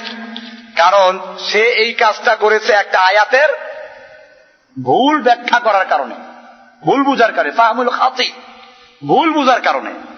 এইরকম ভুল বুঝার কারণে, কোন তাবিলের কারণে, কোন আয়াতের ব্যাখ্যার কারণে ভুল করে থাকে, এই জন্য তাকে আপনি তাকফির করতে পারবেন না, কাফির বলতে পারবেন না। আরো একটা উদাহরণ নেন। হযরতে ফাতেমা বিনতে আবি হুবাইশ, একজন মহিলা সাহাবিয়া, আল্লাহ নবীর স্ত্রী আসমা বিনতে উমাইসের, আসমার বোন ফাতেমা বিনতে আবি হুবাইশ, একজন মহিলা, উনি আল্লাহর রাসূলের কাছে এসে বলেন, ইয়া রাসূলুল্লাহ, আমার ওই যে মাসিক যে হায়েজ হয় ইস্তেহাজা, ওটা চলছে তো চলছে, আর অমুক অমুক দিনে এতদিন হয়ে গেছে বন্ধ হচ্ছে না, আমি নামাজ পড়ি না, ফালাম তুসাল্লি, নামাজ তো পড়তেছি না। ফাকাল রাসূলুল্লাহ সাল্লাল্লাহু আলাইহি ওয়াসাল্লাম, সুবহানাল্লাহ, যালিকা মিনাশ শাইতান, সুবহানাল্লাহ, তো শয়তানের কাজ। এরপর আল্লাহ রাসূল সাল্লাল্লাহু আলাইহি ওয়াসাল্লাম বললেন যে সে তার ওই যে আগের যে অভ্যাস আছে সে অনুযায়ী সেজন্য ইদ্দাত পালন করে ওই কয়দিন সে নামাজ বন্ধ রাখবে। এরপরে যে রক্ত প্রবাহিত হচ্ছে এটা রোগ, এই রোগের কারণে তার সালাত বন্ধ হবে না, সে গোসল করে নিবে, তারপরে সালাত পড়বে। কেমনে করে তা বলা হলো। এখন এই যে মহিলাটা এতদিন পর্যন্ত সালাত পড়লো না, তাহলে সালাত তো ফরজ, ফরজ কেউ অস্বীকার করলে কি হয়ে যায়? কাফের হয়ে যায়। আল্লাহর নবীকে কাফের বলছেন, এইটা মনে রাখতে হবে। এরকম আরো অনেক দলিল আছে। আল্লাহ রাসূল সাল্লাল্লাহু আলাইহি ওয়াসাল্লাম যখন বললেন আলাইকুম আনফুসাকুম, কোরআন একটা আয়াত, আলাইকুম আনফুসাকুম লা ইয়াদুররুকুম মান দাল্লা ইযা হাতাদাইতুম, তোমরা নিজেকে নিজে হেফাজত করো, যারা পথভ্রষ্ট হয়ে গেছে তারা তোমাদের কোনো ক্ষতি করতে পারবে না যদি তোমরা হেদায়েতের উপর থাকো। এতে বোঝা যায় কোনো হেদায়েতের উপর থাকলে নিজে চললে হবে, আর দাওয়া লাগবে না, কোনো কাজ করা লাগবে না, জিহাদ করা লাগবেই না।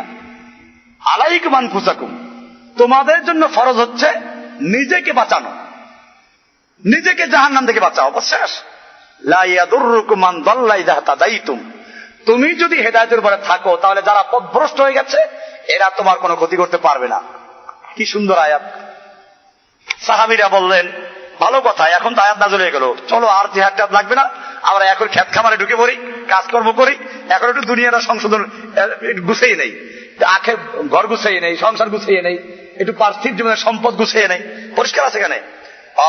তারা এটা করতে লাগলো। আল্লাহ রাসূল সাল্লাল্লাহু আলাইহি ওয়াসাল্লামের কাছে সাহাবীরা আসলেন, যে ইয়া রাসূলুল্লাহ, এই তো আমরা বুঝেছি। আবু বকর সিদ্দিক আসলেন। কাল আবু বকর সিদ্দিক বললেন যে আরে লোকেরা, তোমরা তো ভুল বুঝছো। আবু বকর সময় ঘটনা ঘটছে।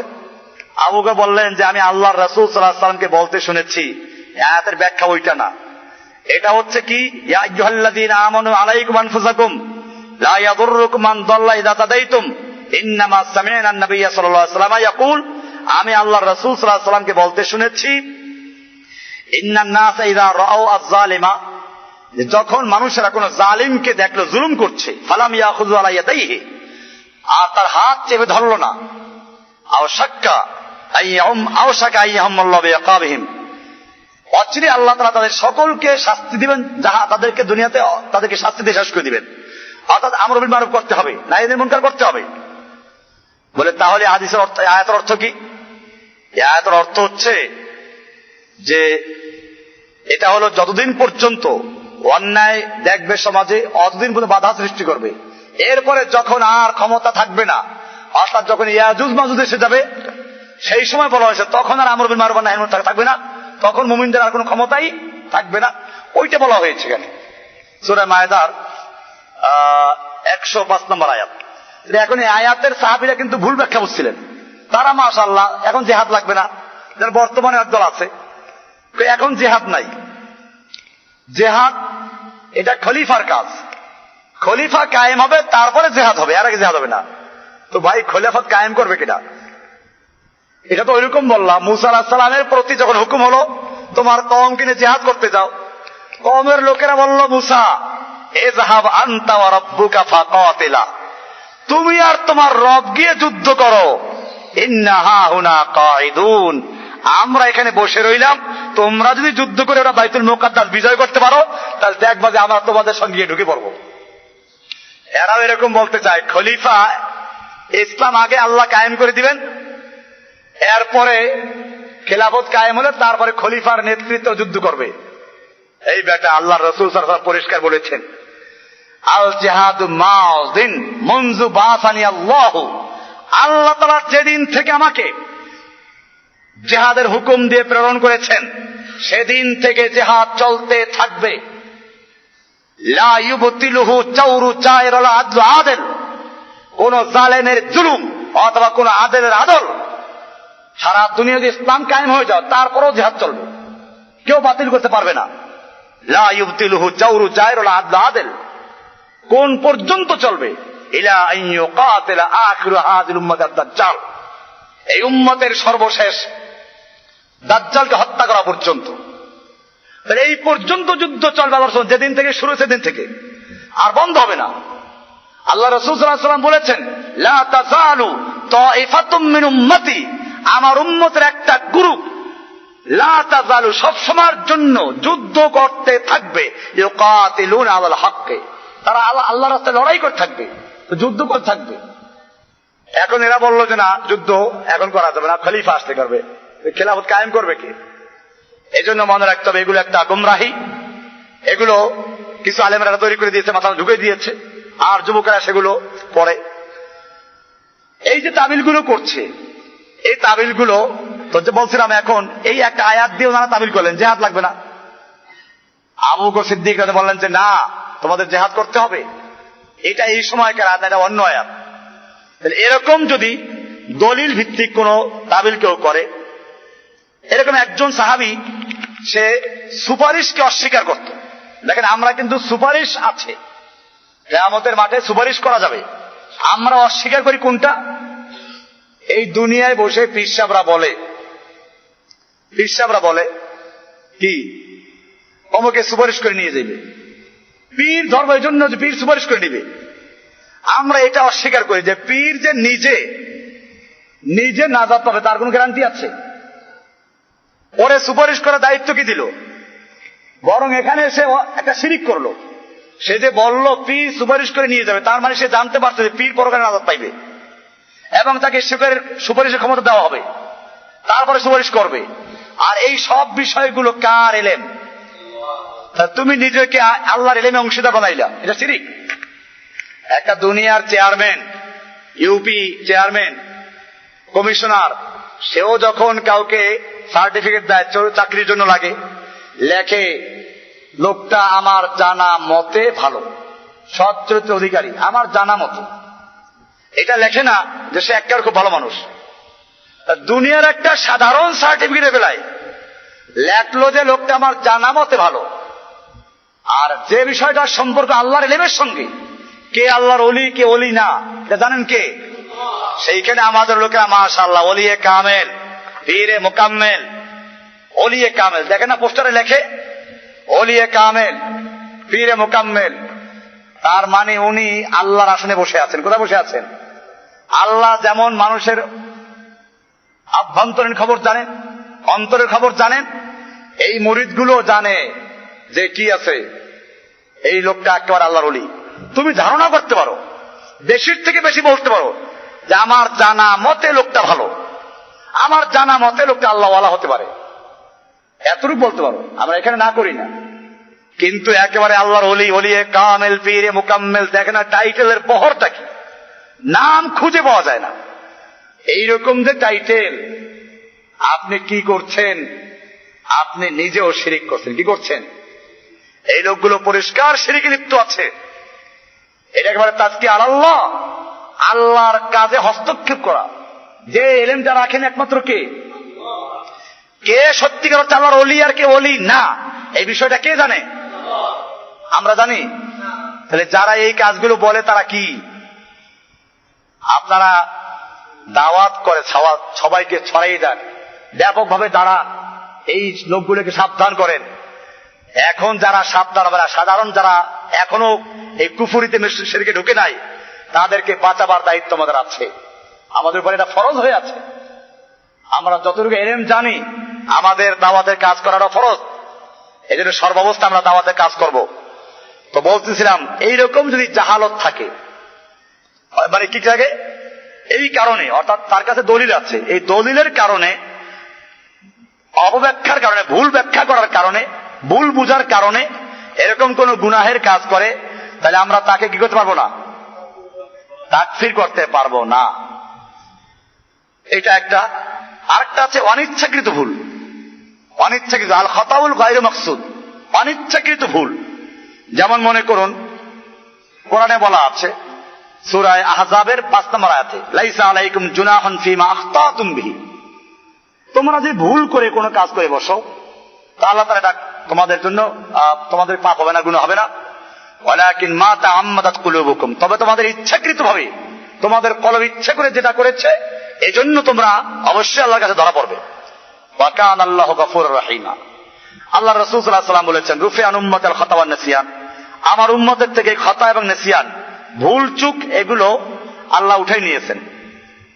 কিন্তু ভুলে যদি হয়, অনিচ্ছাকৃত ভুল, এক লোক, এটা বুখারীর হাদিস, 1 মাসের দূরে যাবে, মরুভূমি এলাকা, রাস্তায় পানি নাই, কোনো খাবার নাই, 1 মাসের জন্য যে খাবারের প্রয়োজন সবগুলো একটা উটের পিঠে বহন করে রওনা করলো। 15 দিনের রাস্তা অতিক্রম করেছে, তার মানে বাড়ির থেকে 15 দিনের রাস্তা অতিক্রম করে চলে এসেছে, সামনেও 15 দিনের রাস্তা আছে, মাঝখানে কোনো বাড়ি ঘর নাই। লোকটা দুপুরের রৌদ্রের সময় একটা গাছের তলায় শুয়ে পড়েছে বিশ্রাম নেওয়ার জন্য, উটটাকে পাশে রেখে দিল। ঘুমের থেকে উঠে দেখে উট নাই। এখন কি হবে? সেই যে নিজের বাড়িতে ব্যাক করবে তাও সম্ভব না, কারণ কি? 15 দিনের রাস্তা পিছনে ফেলে এসেছে। আর অপর দিকে সামনের দিকে যাবে তার গন্তব্যস্থলের দিকে, তাও সম্ভব না, 15 দিন রাস্তা বাকি এখনো সামনে। আর যে উট তালাশ করতে যাবে এটাও সম্ভব না, মরুভূমির রৌদ্র। এই সৌদি আরবের রৌদ্রের সময় যদি গরমের সিজনে কেউ গিয়ে থাকেন তো দেখবেন যে এই ওরা মোটা জামা কেন পরে তখন বুঝতে পারবেন। আমি এই রুমাল দিয়ে মুখ বান দিয়ে তারপর চোখ দিয়ে কোনো খোলা রাখছি, হারাম শরীফে আসতে যতটুকু চেহারা পুড়ে যায়, এত গরম। এখন যদি উট তালাশ করতে যায় তাহলে যাও একটু দেরিতে মরবে, তাও তাড়াতাড়ি মরবে। লোকটা এখন কি করবে? সামনে যাওয়ার সুযোগ নাই, পিছনে যাওয়ার সুযোগ নেই, উটটা একটু তালাশ করবো সেই সুযোগটাও নাই। কি করবে? হাদিসে কি সুন্দর করে বলছেন আল্লাহ রাসূলুল্লাহ সাল্লাল্লাহু আলাইহি ওয়াসাল্লাম, যে লোকটা আবার ওই গাছতলায় ফিরে আসলো, মাক্কানি, আর আগের জায়গায় ফিরে আসলো।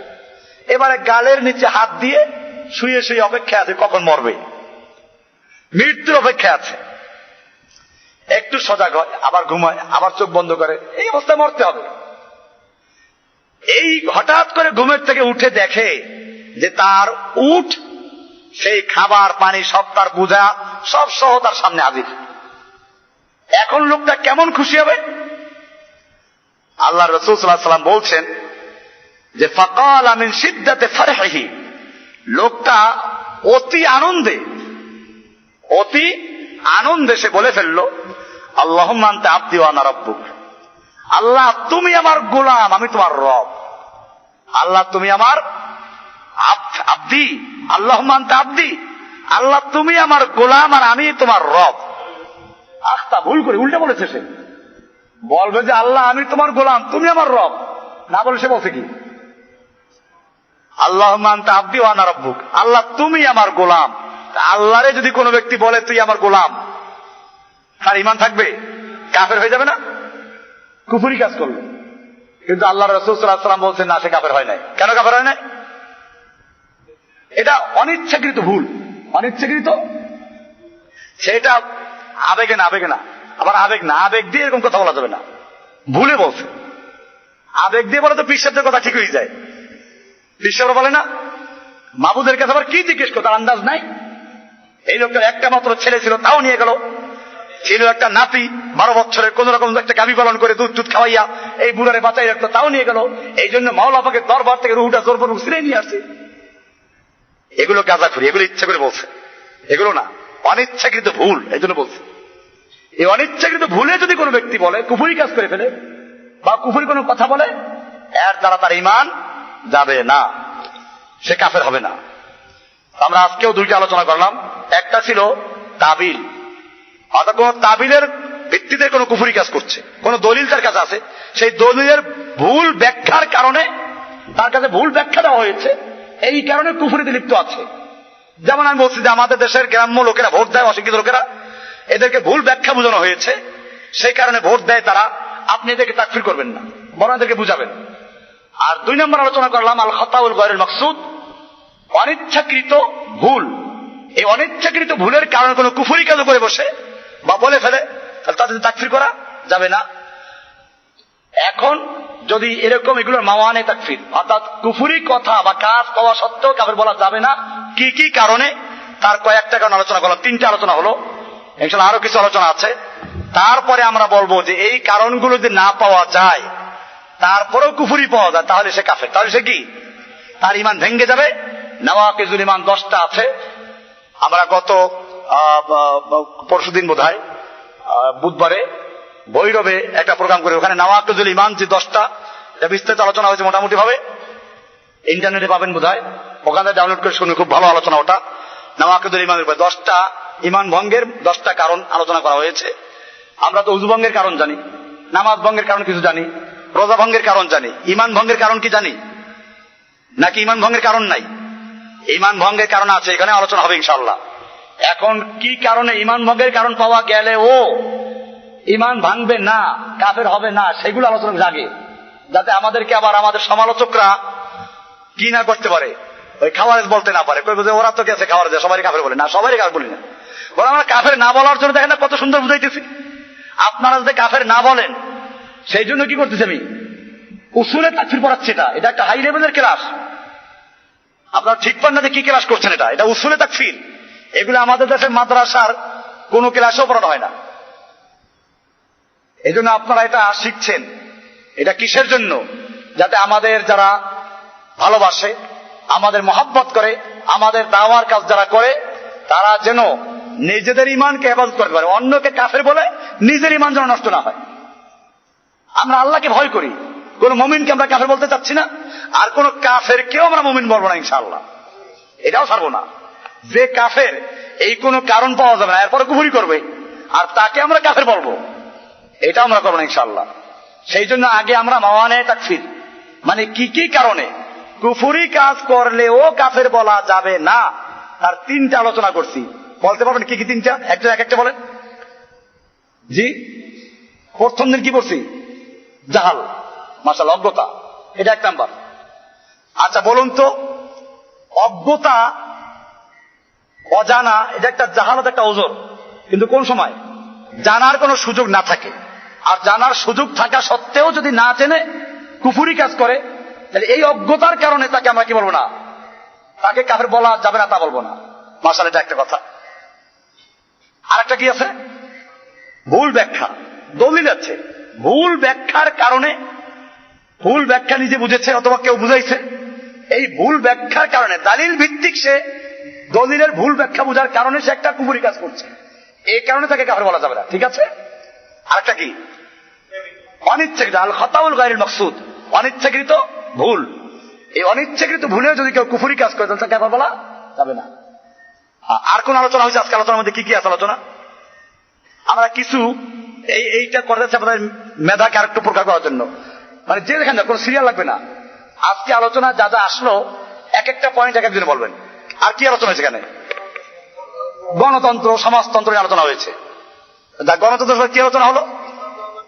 গণতন্ত্র কুফরি মতবাদ। কেন কুফরি মতবাদ? আচ্ছা, গণতন্ত্র তো একটা আলাদা ধর্ম, এটা আমি কেমনে বললাম? আর ইসলামে কি বলে? আচ্ছা, ইসলামের ক্ষমতার উৎসকে, গণতন্ত্রের ক্ষমতার উৎসকে, ইসলামের ক্ষমতার মালিককে, গণতন্ত্রের মালিককে, ইসলামের আইনের উৎসকে, আর গণতন্ত্রে। আপনার এগুলো আপনারা যখন কাউকে দাওয়াত দিবেন, আলোচনা করবেন, এরকম ভাবে জিজ্ঞেস করবেন। আচ্ছা, আর কি আলোচনা হলো আজকে?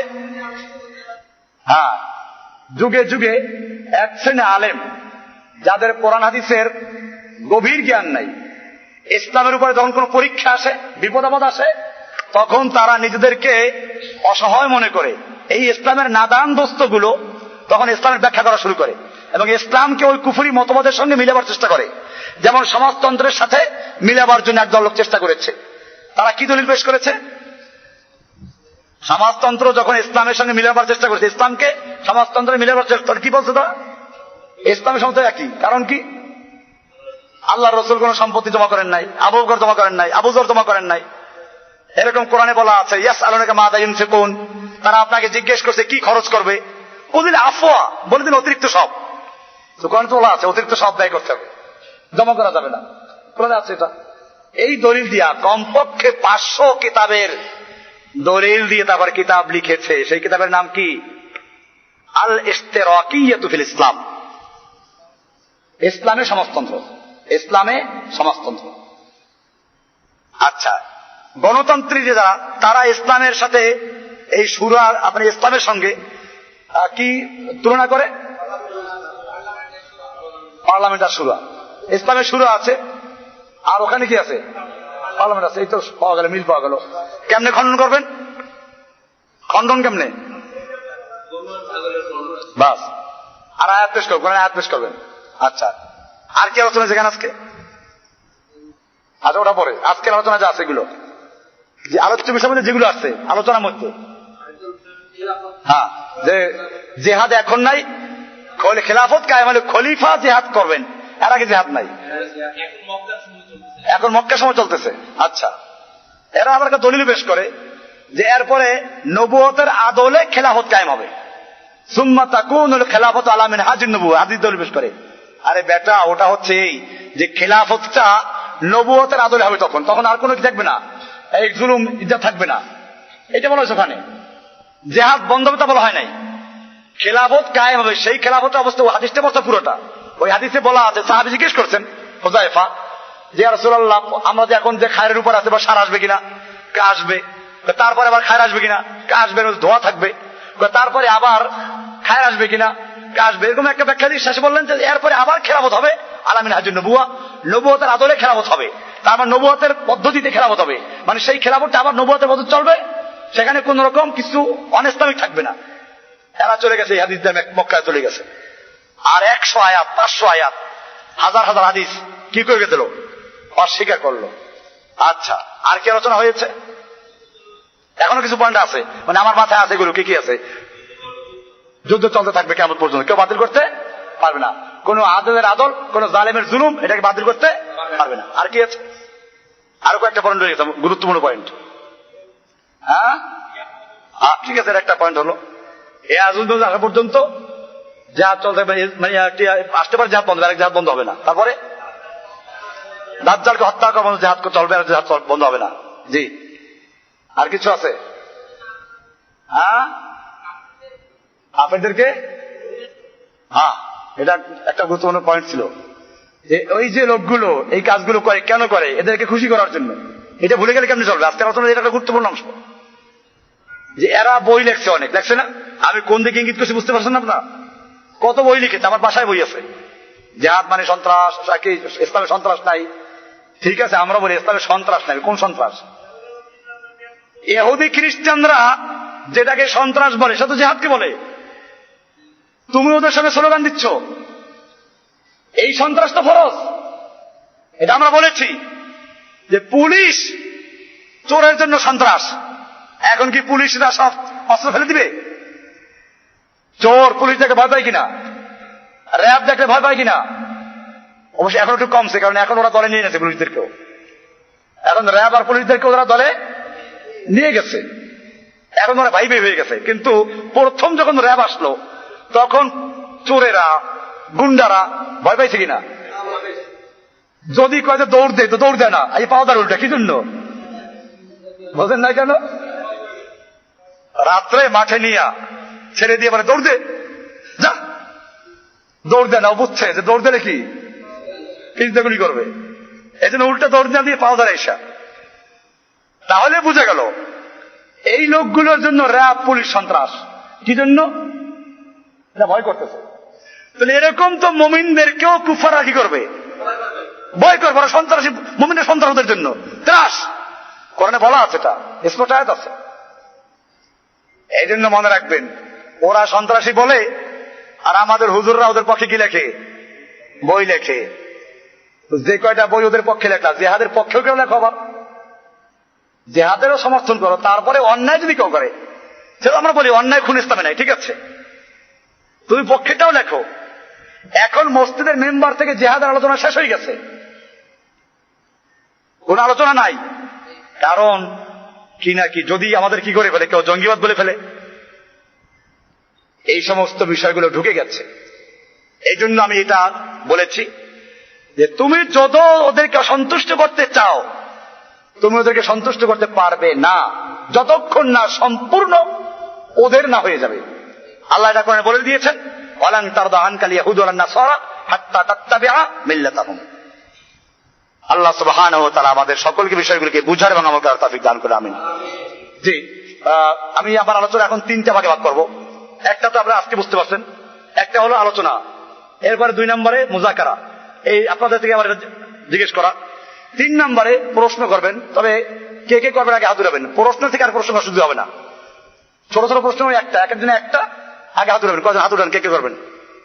1 2 3 4 5 6, বাজে 6 জনে 7 জন। এই 7 জনে 7টা প্রশ্ন করবেন, কারণ প্রশ্ন যখন উত্তর দেওয়া হয় তখন প্রশ্নের ভিত্তিতে আবার প্রশ্ন আসে, আর তখনই চলতে থাকে। এইটা হবে না ইনশাল্লাহ। আমরা কিছু আদব আজকে বয়ান করে দিচ্ছি যে আমাদের মজলিসগুলো কিভাবে চলবে, আপনারা ইনশাল্লাহ এভাবে চলবেন। জি বলেন, আপনারটা বলেন।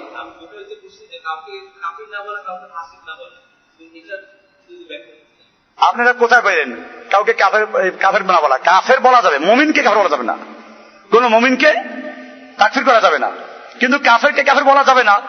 তো আল্লাহ তো বহু জায়গায় ফতোয়া দিয়েছেন, উলাইকা হুমুল কাফিরুন ওয়ালাইকা মুশরিকুন, ওরা কাফের ওরা মুশরিক। অনেকে বলে হুজুর এই মানুষের সমালোচনা করা যাবে না, হ্যাঁ, যারা পীর সম্পর্কে বলেন, আরে আল্লাহ তাআলা তাব্বাত ইয়াদা সূরা তো গালি দিয়েছেন এদেরকে। আবু লাহাবের বিরুদ্ধে বলেন নাই, ফেরাউনের বিরুদ্ধে বলেন নাই? তো যারা ইসলামের ক্ষতি করে তাদের মুখোশ উন্মোচন করা, তাদের চেহারা পরিষ্কার করে দেওয়া, এটা তো ইমানদারের দায়িত্ব, এটা সমালোচনা না। এজন্য মনে রাখতে হবে যে কাফেরকে কাফের বলা ইমানের দায়িত্ব। এই জন্য এটা তো হানাফি মাযহাবের কিতাব যে আছে আকীদাতুত তাহাবী, ওর মধ্যেও আছে যে মুমিনকে কাফের যেমন কাফের বলা যাবে না, ঠিক কাফেরকেও মুমিন বলা যাবে না, বরং কাফেরকে যদি কোনো ব্যক্তি কাফের না বলে সেও মুমিন না। এখন কেউ বলে একটা হিন্দুকে যে কাফের না, খ্রিস্টানকে কাফের না, ইহুদি কাফের না, তো সে মুসলমান না। কাফেরকে যে কাফের বলে না সেও কিনা মুসলমান। এটা আহলুস সুন্নাহ ওয়াল আকীদা। ইনশাআল্লাহ আসতেছি আলোচনা আমরা আসবো ইনশাআল্লাহ। এটা ভুল বুঝছেন আপনি, যেখানে পাইছেন ভুল পাইছেন। কোন কাফেরকে কাফের বলা যাবে না বা কাউকে তাকফির করা যাবে না, ওটা আছে মুমিনকে তাকফির করা যাবে না। কি করা যাবে না? ওয়ালা নুকাফিরু আহাদান বিযামবিন, আমরা কোন মুমিনকে কোন গুনাহ করেছে এই জন্য কাফের বলবো না, এটা পাপ করেছে, গুনাহ কাবিরে করেছে, এই জন্য তাকে কাফের বলবো না, যতক্ষণ না এই মাওয়ানে তাকফির, লাওয়াজিমে তাকফির এগুলো ক্লিয়ার করার পরে। জি, 1 নম্বর শেষ। আপনারা বলেন জানা পর এটা প্রশ্ন, ওইটার পরে প্রশ্ন আসছে যে ওই যে তাবিল ভুল ব্যাখ্যার কারণে যদি কেউ গুনাহ করে ফেলে, সেটা আমরা আলোচনা করছি, এটা যে গুনাহগার হবে না। এখন সহিটা যখন জানতে পারলো তখন কি করবে? তখন তওবা করবে, আর করবে না, বাস শেষ। এখন সহিটা জানার পরেও এটা ভিন্ন কথা যে আমরা আমাদের ইলম কমার কারণে আমরা বুঝতে পারি নাই, তাহলে আমরা আমি বলছি যে আপনি বুঝাবার পরেও যদি দেখেন বুঝতে পারেন নাই, আপনি কাফের বলা দরকার নাই। ওখানে যেসব বিষয় ইজতিহাদি ব্যাপার আছে, দলিল ভিত্তিক আছে, আমরা সেখানে সতর্কতা অবলম্বন করব। আপনি বুঝাবার পরেও সে বুঝে নাই, এখন আপনি পাইকারি কাফের বলা শুরু করুন, তাও না, এক্ষেত্রে আমরা মনে করবো যে আমি হয়তো বুঝতে পারি নাই। এখন আপনারা বুঝছেন না, তাহলে আপনারা বুঝলেন কি করে? আপনি তো একসময় সময় এই সমাজের লোক ছিলেন, এখন আপনি পরিষ্কার হয়ে গেলেন, তাহলে বোঝা গেল যে বুঝার একটা কি লাগবে। আমরা ওই সময় ছিলাম না, অবশ্য আমি জীবনে ভোট দিই নাই, এটা আল্লাহর রহমত করছে আমাকে। প্রথম দিকে ভোটার হইতে পারি নাই, তারপরে সুযোগ পাই নাই, এরপরে এখন বুঝে শুনে ভোট দেই না। জীবনে আমি ভোটার কেন্দ্রেই যাই না, ভোট কেন্দ্রেই যাই না। কিন্তু আগে তো ভোট বিশ্বাস করতাম, কত মিছিল করছি না, মিছিল তো করছি এর পক্ষে, দল করছি, মিছিল করছি, আন্দোলন করছি, মারামারি করছি। এখন এটা বুঝি না এটা কি কাজে। এখন তা আল্লাহ যখন আমাদেরকে বোঝার তৌফিক দান করেছেন, আমরা এই সমাজের মানুষ, তাহলে অন্যান্য যারা, তারাও তো আমাদেরই এই সমাজের লোক। আপনি বুঝতে পারেন, সে বুঝবে না কেন? এই জন্য নৈরাশ হবেন না, দাওয়াত কাজ চালাই যাবেন ইনশাআল্লাহ। জি আচ্ছা, এটা ওই সমাজতন্ত্রের পক্ষে যে দলিলগুলো দিলাম, ভালো কথা, প্রশ্ন করে ভালোই করছেন আপনি, জাযাকাল্লাহ। কারণ পক্ষে দলিল পেশ করলাম, জবাব না হলে আপনারা বিভ্রান্ত হবেন যে সমাজতন্ত্রে ইসলাম আছে। জবাব কি? আল্লাহ নবী কোন সম্পদ জমা করেন নাই, আবু বকর জমা করেন নাই, আবু যার গিফারি জমা করেন নাই, সমাজতন্ত্রের পক্ষে চলে গেল। হ্যাঁ, এগুলো জবাব আছে। একটা হচ্ছে জমা করেন নাই, আর একটা হচ্ছে জমা করা জায়েজ কিনা। তো কোরআনে স্পষ্ট জমা করা যায়, যাকাতের আয়াত আছে না? যদি সম্পদ জমা করা জায়েজ না, যাকাত আসবে কোথা থেকে? খালি যাকাতের যতগুলো আয়াত সবগুলো সম্পদ জমা করার পক্ষে। এরকম ভাবে আল্লাহর নবীর যুগী সাহাবীদের মধ্যে বড় বড় ধনী ছিলেন। ওসমান মক্কারও ধনী, মদিনারও ধনী। মদিনায় যাওয়ার পরে ওসমানের সঙ্গে দুইজন সাহাবীর মধ্যে বন্ধুত্ব করে দিতেন, একজন মুহাজির একজন আনসার। তো মুহাজির ব্যক্তি নিয়ে গেছে, আমার স্ত্রী আছে, সম্পদ আছে, অর্ধেক নিয়ে নাও। না, আমরা ব্যবসায়ী মানুষ, তোমাদের লাগবে না, আমাদের বাজার দেখাই দাও। বাজার দেখাই দিল, ব্যবসা করা শুরু করলো। কয়েকদিনের মধ্যে মদিনার যারা ওদেরকে আশ্রয় দিয়েছিল মুহাজির, তাদের চেয়ে মক্কার যারা ব্যবসায়ী ছিল তারা অনেক বড় ব্যবসায়ী হয়ে গেছিল। আব্দুর রহমান বিন আউফ মক্কার বড় ব্যবসায়ী ছিল, মদিনার অনেক বড় ব্যবসায়ী ছিল। মদিনা বড় ধনী ছিল, ওসমান ধনী ছিল। তাহলে সাহাবীরা সম্পদ জমা করেছেন। সুতরাং বোঝা গেল যে সম্পত্তি জমা করা না যায় না, তবে হালাল ভাবে। কিভাবে? তাহলে ইসলাম কি বলে? ইসলামের পুঁজিবাদী এবং সমাজতন্ত্রী দুইটার মাঝামাঝি। সমাজতন্ত্রী আবার ওই পুঁজিবাদকে ধ্বংস করতে গিয়া পুঁজিবাদীরা ওই সমাজতন্ত্রীদের বিরুদ্ধে গিয়ে বললো কি, যে না, ওসব না, যে যা কামাই করে তার মালিক সে, ঢালাও ভাবে। ইসলাম বলে না, মালিকানা আছে, তবে ঢালাও ভাবে না, মালিকানা আছে। ওরা বলে মালিকানা নাই, এরা বলে মালিকানা আছে পুরোটা। ইসলাম বলে না, মালিকানা আছে তবে পুরোটা না, ওই তোমাদের মালের মধ্যে যাকাত দিতে হবে। অফি আমওয়ালিহিম হাক্কুল লিসাইল আল মাহরুম, ধনীদের মালের মধ্যে গরিবদের, বঞ্চিতদের একটা অংশ আছে। তাহলে এখানে পরিষ্কার হয়ে গেল যে একদিকে না সমাজতন্ত্র আর না গণতন্ত্র, এর মাঝামাঝি একটা অর্থনীতি, সেটা নাম কি? ইসলাম মালিকানা স্বীকার করে। এর দ্বারা হবে কি? এর দ্বারা আয় বাড়বে, মানুষ লাভের লোভী আয় উৎপন্ন করবে। এরপরে আয় করে যে না উপর্যন্ত সত্তা মালিক সে তা না, বরং তার যাকাত দিতে হবে, ওষুধ দিতে হবে, এছাড়াও সদকা দিতে হবে। যাকাত ফিতরা ছাড়াও সম্পত্তির মধ্যে মালের গরিবদের হক আছে, তো এগুলো দিতে হবে। এই মাঝামাঝি অবস্থানের কারণে ইসলামের অর্থনীতির মধ্যে কোন অর্থনীতি দুর্নীতি নাই। আজকে যদি মানুষেরা সেটা বুঝতো, তাহলে আবার ইসলামের জন্য তারা জান দিত। কিন্তু মুশকিল হচ্ছে এরা ইসলাম বুঝে না, বুঝছে গণতন্ত্র। এই গণতন্ত্র কায়েম করার জন্য নেতা নেত্রীর জন্য জান দেয়। আল্লাহ সুবহানাহু ওয়া তাআলা আমাদেরকে যেন ইসলামের জন্য জান দিতে কবুল করেন, আমিন। জি, আর পরে কে ছিল? তিনজন চলে গেছে। আপনি আগে হাত উঠিয়েছিলেন, আগে বলছিলেন, বলেন নাই, তা হবে না। উসুল আগামী সপ্তাহে ইনশাআল্লাহ। জি, আপনি হাত উঠিয়েছিলেন আগে, বলেন। সালাতের বিষয় একটা প্রশ্ন আসছে যে আমরা এতক্ষণ আলোচনা করেছি, এর মধ্যে একটা বিষয় আসছে যে গুনাহে কাবিরার কারণে আমরা তাকে কাফের বলবো না কাউকে। যেমন কেউ রোজা রাখে না, ফরজ বিশ্বাস করে, রোজা যে ফরজ বিশ্বাস করে কিন্তু রোজা রাখে না, তার কাফের বলা যাবে না। সালাতের বিষয়টা এরকম কিনা, এই প্রশ্নটা আসছে। না, সালাতের বিষয় এরকম না, কারণ সালাতের ব্যাপারটা আলাদা হাদিস আছে, যেটার জন্য স্বতন্ত্র দলিল আছে, সেটা ব্যতিক্রম। আমভাবে কোন গুনাহে কাবিরার কারণে আমরা কোন মুসলমানকে কাফের বলবো না। এমনকি কেউ জেনা করলো, জেনা করেছে, এই জেনা করার দ্বারাও সে কাফের হবে কিনা, চুরি করলো, ডাকাতি করলো, তো এসব বিষয়গুলোর কারণে সে কাফের হয়ে যাবে না। কিন্তু সালাতের বিষয়টা আলাদা, এই জন্য স্বতন্ত্র হাদিস আছে। একটা হাদিস আসছে, মান আল আহাদুল্লাযী বাইনানা ওয়া বাইনাহুম, আমাদের মাঝে আর কুফফারদের মাঝে পার্থক্য হচ্ছে সালাত, যে সালাত ত্যাগ করলো সে মুমিন না।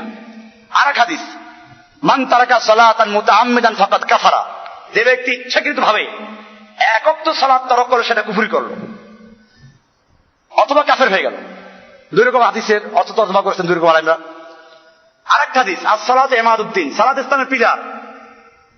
ফামান আকামাহা কামাদ্দিন, যে সালাত কায়েম করলো সে দিন কায়েম করলো, যে সালাত কায়েম করলো সে দিনকে ভেঙে ফেললো।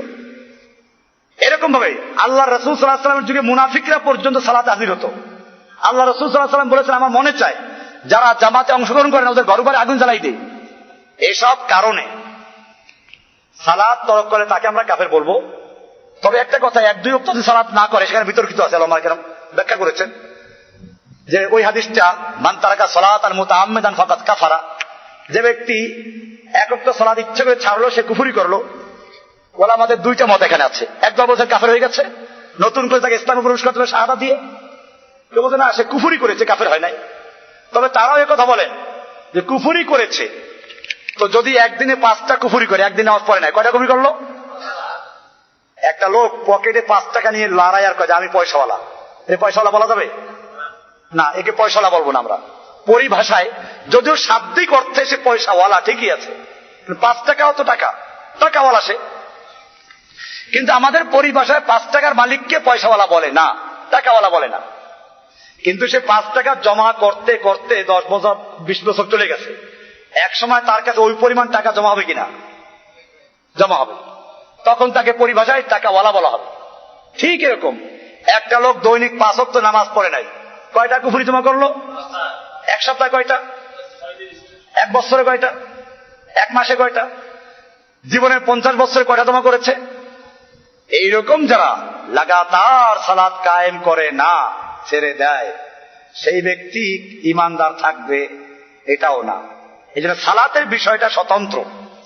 আমরা কোনো গুনাহের কারণে কোনো মুমিনকে তাকফির করব না, তবে যতক্ষণ পর্যন্ত সে এটাকে হালাল মনে করে না করবে। এটা একটা উসুল, আমরা সামনে আসবে আলোচনা। উসুল আমরা সব শেষ করি না, কিন্তু অনেক উসুল সামনে আছে, এগুলো ক্লিয়ার হয়ে যাবে। কিন্তু সালাতের বিষয়টা স্বতন্ত্র, ব্যতিক্রম। সালাত যদি কোনো ব্যক্তি স্বীকার করা সত্ত্বেও যদি না পড়ে, ওলামাদের একটা বিশাল, এটা বিতর্কিত ইখতিলাফ আছে, যে ওলামাদের দুই রকম মত আছে। একদল আলেম বলেছেন যে না, সালাত তরক করলেও কার বলা যাবে না, যদি স্বীকার করে ফরজিয়াতকে মেনে নেয়। কিন্তু বেশিরভাগ আলেমদের বক্তব্য হচ্ছে যে সালাতের বিষয়টা স্বতন্ত্র, এইটা অন্য ইবাদতের মতো না, এটা যদি কেউ লাগাতার তরক করে সে কাফের হয়ে যাবে। 8 জন কারা প্রশ্ন করছিলেন? 4 জন গেছে। জি হ্যাঁ হ্যাঁ, এই জন্য আমরা আলাদা চেয়ারে করি। এটা প্রশ্ন করছে যে ফরজ নামাজের পরে মুনাজাত বিদআত। দেখেন একটা জিনিস খেয়াল রাখবেন, আল্লাহ রাসূল সাল্লাল্লাহু আলাইহি ওয়াসাল্লাম মদের হারাম ঘোষণা করেছেন কয় বছরে? পর্যায়ক্রমে করতে হবে এগুলো। মুনাজাত আমরা উঠাইলাম কয় বছরে? এই মুনাজাত এখানে উঠাবার চেষ্টা আগেও করা হয়েছে অনেকবার, তখন ঝগড়া হয়েছে, তুমুল কাণ্ড করে গেছে। কেন আজকে কোন গন্ডগোল হয়েছে? কেন হয় নাই? আস্তে আস্তে বুঝতে বুঝতে তখন তারা বুঝে গেছে। একদিন আসরের পরে আমি আবার একদিন আলোচনা করলাম, তখন মুসল্লিরাই বললো যে হুজুর এটা দরকারটাই উঠেই দেন, এখন এইটা অপেক্ষায় হচ্ছিলাম। এই যে এক মুরব্বী আছে, আমাকে অনেকদিন আগের থেকে বলছেন যে হুজুর এই মোনাজাতটা বাদ দেন না, কেন এটা বাদ দেন, এটা বিদআত। আমি বললাম যে না, আরেকটু পরে, কারণ তখনও দেখতেছিলাম যে কিছু লোক খুব স্ট্রংলি এর বিরুদ্ধের জন্য দাঁড়াইছিল। কিন্তু যখন অনেক লোক তৈরি হয়ে গেছে, তখন ওই লোকগুলো দুর্বল হয়ে গেছে। তারা দেখলো যে এখন আর মোকাবেলা করে পারা যাবে না, এখানে এলাকার লোকেরা তৈরি হয়ে গেছে। এটাই করতে হবে, আমাদেরকে আস্তে আস্তে আসতে হবে। আমি একথা বলছি না যে 100% বেদাত মুক্ত আমরা এখনো হয়ে গেছে, এখনো বেদাত আছে। একটা প্রশ্ন আসছে যে আমরা যে এই যে জুমার আগে একটা বয়ান করি, খুতবার আগে, এটা তো একটা বেদাত, ঠিকই আছে। এই জন্য তো আমরা ওই মেম্বার থেকে আলাদা করে এখানে চেয়ারে বয়ান করি। এটা একটা আলাদা চেয়ার করার উদ্দেশ্য এটা, নয়তো আমি ওখানেই বয়ান করতে পারতাম, বাংলা বয়ান করতে পারতাম না। কেন করি নাই? রহস্যটা এখানেই। এই চিন্তা আমার মাথায় অনেক আগে থেকেই আছে যে এই যে 3 খুতবা হচ্ছে, এটা বেদাত। খুতবা 2টা, কয়টা? এখন 3 খুতবা হচ্ছে, এটা একটা বেদাত। এই বেদাত থেকে বাঁচার জন্যই মোটামুটি চেষ্টা করছি ওইখান থেকে সরে আসার। তারপরে দোয়া করেন যে পরে যেন আমরা ঠিক সহিভাবে জায়গা মতো আসতে পারি। জি, আর কি প্রশ্ন ছিল? 5 জন হয়ে গেছে, আরেকজন আছে। আপনি হাত তুলছিলেন? জি বলেন। ওই যারা বুঝাচ্ছে তাদেরকে আমরা বুঝাবো, কারণ যারা বুঝাচ্ছে সে তো ভুল বুঝছে, তার আরেকজনে বুঝাইছে, আমাদেরকে বুঝাইছে যে তাবিজ লেখে, এই যে আলেমরা লেখে, এই তাবিজ হাদিস যখন পড়ছি, হাদিস তো আছে, কিতাব আছে, আমাদেরকে বুঝাইছে এই তাবিজ শিরক না, ওটা ওই জাহিলি যুগে কুফরি কালাম দিয়ে তাবিজ লেখতো, সেই তাবিজ, ওইটা শিরিক। আর আমরা যারা লেখি ওটা কোরআন হাদিস দিয়ে লেখি, ওটা শিরিক না। এটা আমাদেরকে বুঝাই দিল, আমরা বুঝে নিলাম। তখন আর বলতে পারি নাই, মাথায় এটা ছিল না, জানি না আমরা, যে আপনি যেটা লেখেন তো কোরআন হাদিস না, কারণ তো নকশা দিয়ে লেখেন। আপনি লেখেন বিসমিল্লাহ মানে 786, বিসমিল্লাহ পরিবর্তে 786 লেখেন। এরপর সূরা বাকারার নকশা লেখেন 503, 201, 501। এগুলো কোন সূরা? ফাতিহা। কোন সূরায়? ইয়াসিন। কোন সূরা এটা? আমি আজকে নামাজে দাঁড়ায় এই সূরা না পড়ে পড়া শুরু করি, আল্লাহু আকবার পরিবর্তে নাম্বার করে দিলাম, বিসমিল্লাহর পরিবর্তে সূরা ফাতিহার আগে বিসমিল্লাহ পড়ার আগে নাম্বার করে দিলাম 786। এরপরে খুব সুর দিয়ে পড়লাম 5313, 10101, 5,03,000। এবার রুকু চলে গেলাম, নামাজ হবে কেন? কোরআন এটা সূরা ফাতিহার নকশা। এইটা যদি কোরআন না হয় এবং হয় না, এটা নিশ্চিত ওনারা বলবেন যে না এটা কোরআন না, এটা নামাজ হবে না। বল তাহলে এইটা যদি কোরআন না হয়, আপনি যে তাবিজের নকশা লেখেন ওটাও কোরআন না। ঠিক আছে? কিন্তু এখন আমরা এটা পরিষ্কার বুঝেছি। এখন আমাদেরকেও তো বোঝানো হয়েছিল ওইটা, আমাদেরকে তাগুত মানে বুঝে দেওয়া হয়েছে। তাগুত মানে শয়তান। তাগুত মানে কি? সুতরাং ওই যে তারা আল্লাহর আইন বাদ দিয়ে নিজের আইন তৈরি করে তাগুত না, যারা আদালতে আল্লাহর আইন বাদ দিয়ে অন্যান্য বিচার করে তারা তাগুত না। কিন্তু এখন দেখি কোরআনের অনেক আয়াত আছে, আল্লাহ কোরআনে বলছেন যে ওরা বিচার নিয়ে যায় তাগুতের কাছে। বিচার নিয়ে যায় কার কাছে? তখন আমরা বুঝি না যে তাগুত মানে এটা যদি ওই সময় প্রশ্ন কথা তাগুতের কাছে বিচার নিয়ে যায়। আপনি বললেন তাগুত মানে শয়তান, তো শয়তানের কি মানে আদালত আছে, ইজলাস আছে যেখানে মানুষ দলে দলে বিচার নিয়ে যায়? তো এটা তো ওই শয়তান তাগুত না, এটা তো অন্য তাগুত। যে তাগুতের আদালত আছে, ইজলাস আছে, দলে দলে মানুষ তার কাছে বিচার নিয়ে যায়, ওই তাগুত কোনটা? তখন উনি বলতে বাধ্য হতেন যে ওই তাগুত কোনগুলো? যারা আল্লাহর আইন বাদ দিয়ে মানব রচিত আইনে বিচার করে, তারা হলো ওই তাগুত। তো যাই হোক, এটা আমাদেরকে এই চশমা লাগানো হয়েছিল, এই রঙিন গ্লাস লাগাই দেওয়া হয়। এখন আমরা দেখেন, আমি এখানে এই শিথিলতার একটা কারণ আছে, আমরা দাওয়ার কাজ করছি একটা। আমরা যতদূর সম্ভব চেষ্টা করব একেবারে যারা নিশ্চিত কাফের তাকে কাফের বলবো। আর যেখানে কিছু তাবিলের অবকাশ আছে, এখানে তো আলেমরাও তো একই অবস্থা। এই আলেমরাও তো কারো ছাত্র। ওই পাবলিকের যেমন আলেমরা বুঝায়, ওই আলেমদেরকেও কি বুঝাইছে? আর এক আলেম বুঝাইছে। কাজে আলেমটাকেও পাবলিক মনে করেন আপনি, এর বেশি কিছু না। পাবলিক আপনি বলবেন যে বড় বড় ক্ষতি। আরে ভাই, বড় বড় ক্ষতি আপনি জান না, ওদেরকে তাগুতের অর্থ জিজ্ঞেস করেন না। আপনি জিজ্ঞেস করেন তাওহীদের কয় রকম, পারবে না বলতে। আপনি জিজ্ঞেস করেন আল ওয়ালাওয়াল বাড়া সম্পর্কে লেকচার দিয়ে, আপনার কাছে শিখতে চাইবে। আপনি জান না, আপনি আমি যা বলি ভালো করে বুঝবেন। আপনি আলেমদের কাছে গিয়ে খালি শুনবেন না, পাল্টা কথা বলেন, দেখবেন চুপ হয়ে যাবে একেবারে। আপনার তো গিয়ে গেলাম বড় আলেম, বসে থাকেন, এটা করবেন না। যখন আপনাকে সে গুমরা বলতেছে, আপনি পাল্টা বলবেন যে হুজুর ইসলামের মূল ভিত্তিটা কি, বলবেন এলোমেলো করবে। তাওহীদের কয় রকম, তাওহীদের শর্ত কয়টা, সেগুলো কি? মুমিনদের আল ওয়ালা ওয়াল বারা, সেগুলো কি? নামাজের ইমান কি, ইমান ভাঙ্গে কি কি কারণে, সেগুলো বলেন। দেখবেন যে এই লোকটা কত বড় পাবলিক। পাবলিক বলতে একটা আদব রেখে আর কি, মানে কি? পাবলিক মানে হচ্ছে বড় জাহেল, বড় মূর্খ। এখন এই জন্য আমি ওদেরকে মাজুর মনে করি, অজ্ঞ মনে করি। কি মনে করি? ওরা মাজুর, অজ্ঞ। ওই পাবলিকের জন্য যে মাসলা, আমাদের সমাজের এই হুজুরদের জন্য কি সেই একই মাসলা। কাজে আপনারা এদেরকে মাজুর মনে করেন যে অজ্ঞ। ইল্লা মান হাফেজাহুল্লাহ। তবে আল্লাহ যাদেরকে হেদায়েত দান করেছেন সে আলেমদের আমরা মাথায় রাখি, তাদের শ্রদ্ধা করব, তাদের সঙ্গে আদবের সঙ্গে কথা বলবো, তাদের কাছে যাব। আল্লাহ সুবহানাহু ওয়া তাআলা আমাদের সকলকে বিষয়গুলোকে বুঝার এবং আমল করার তৌফিক দান করেন ইনশাআল্লাহ।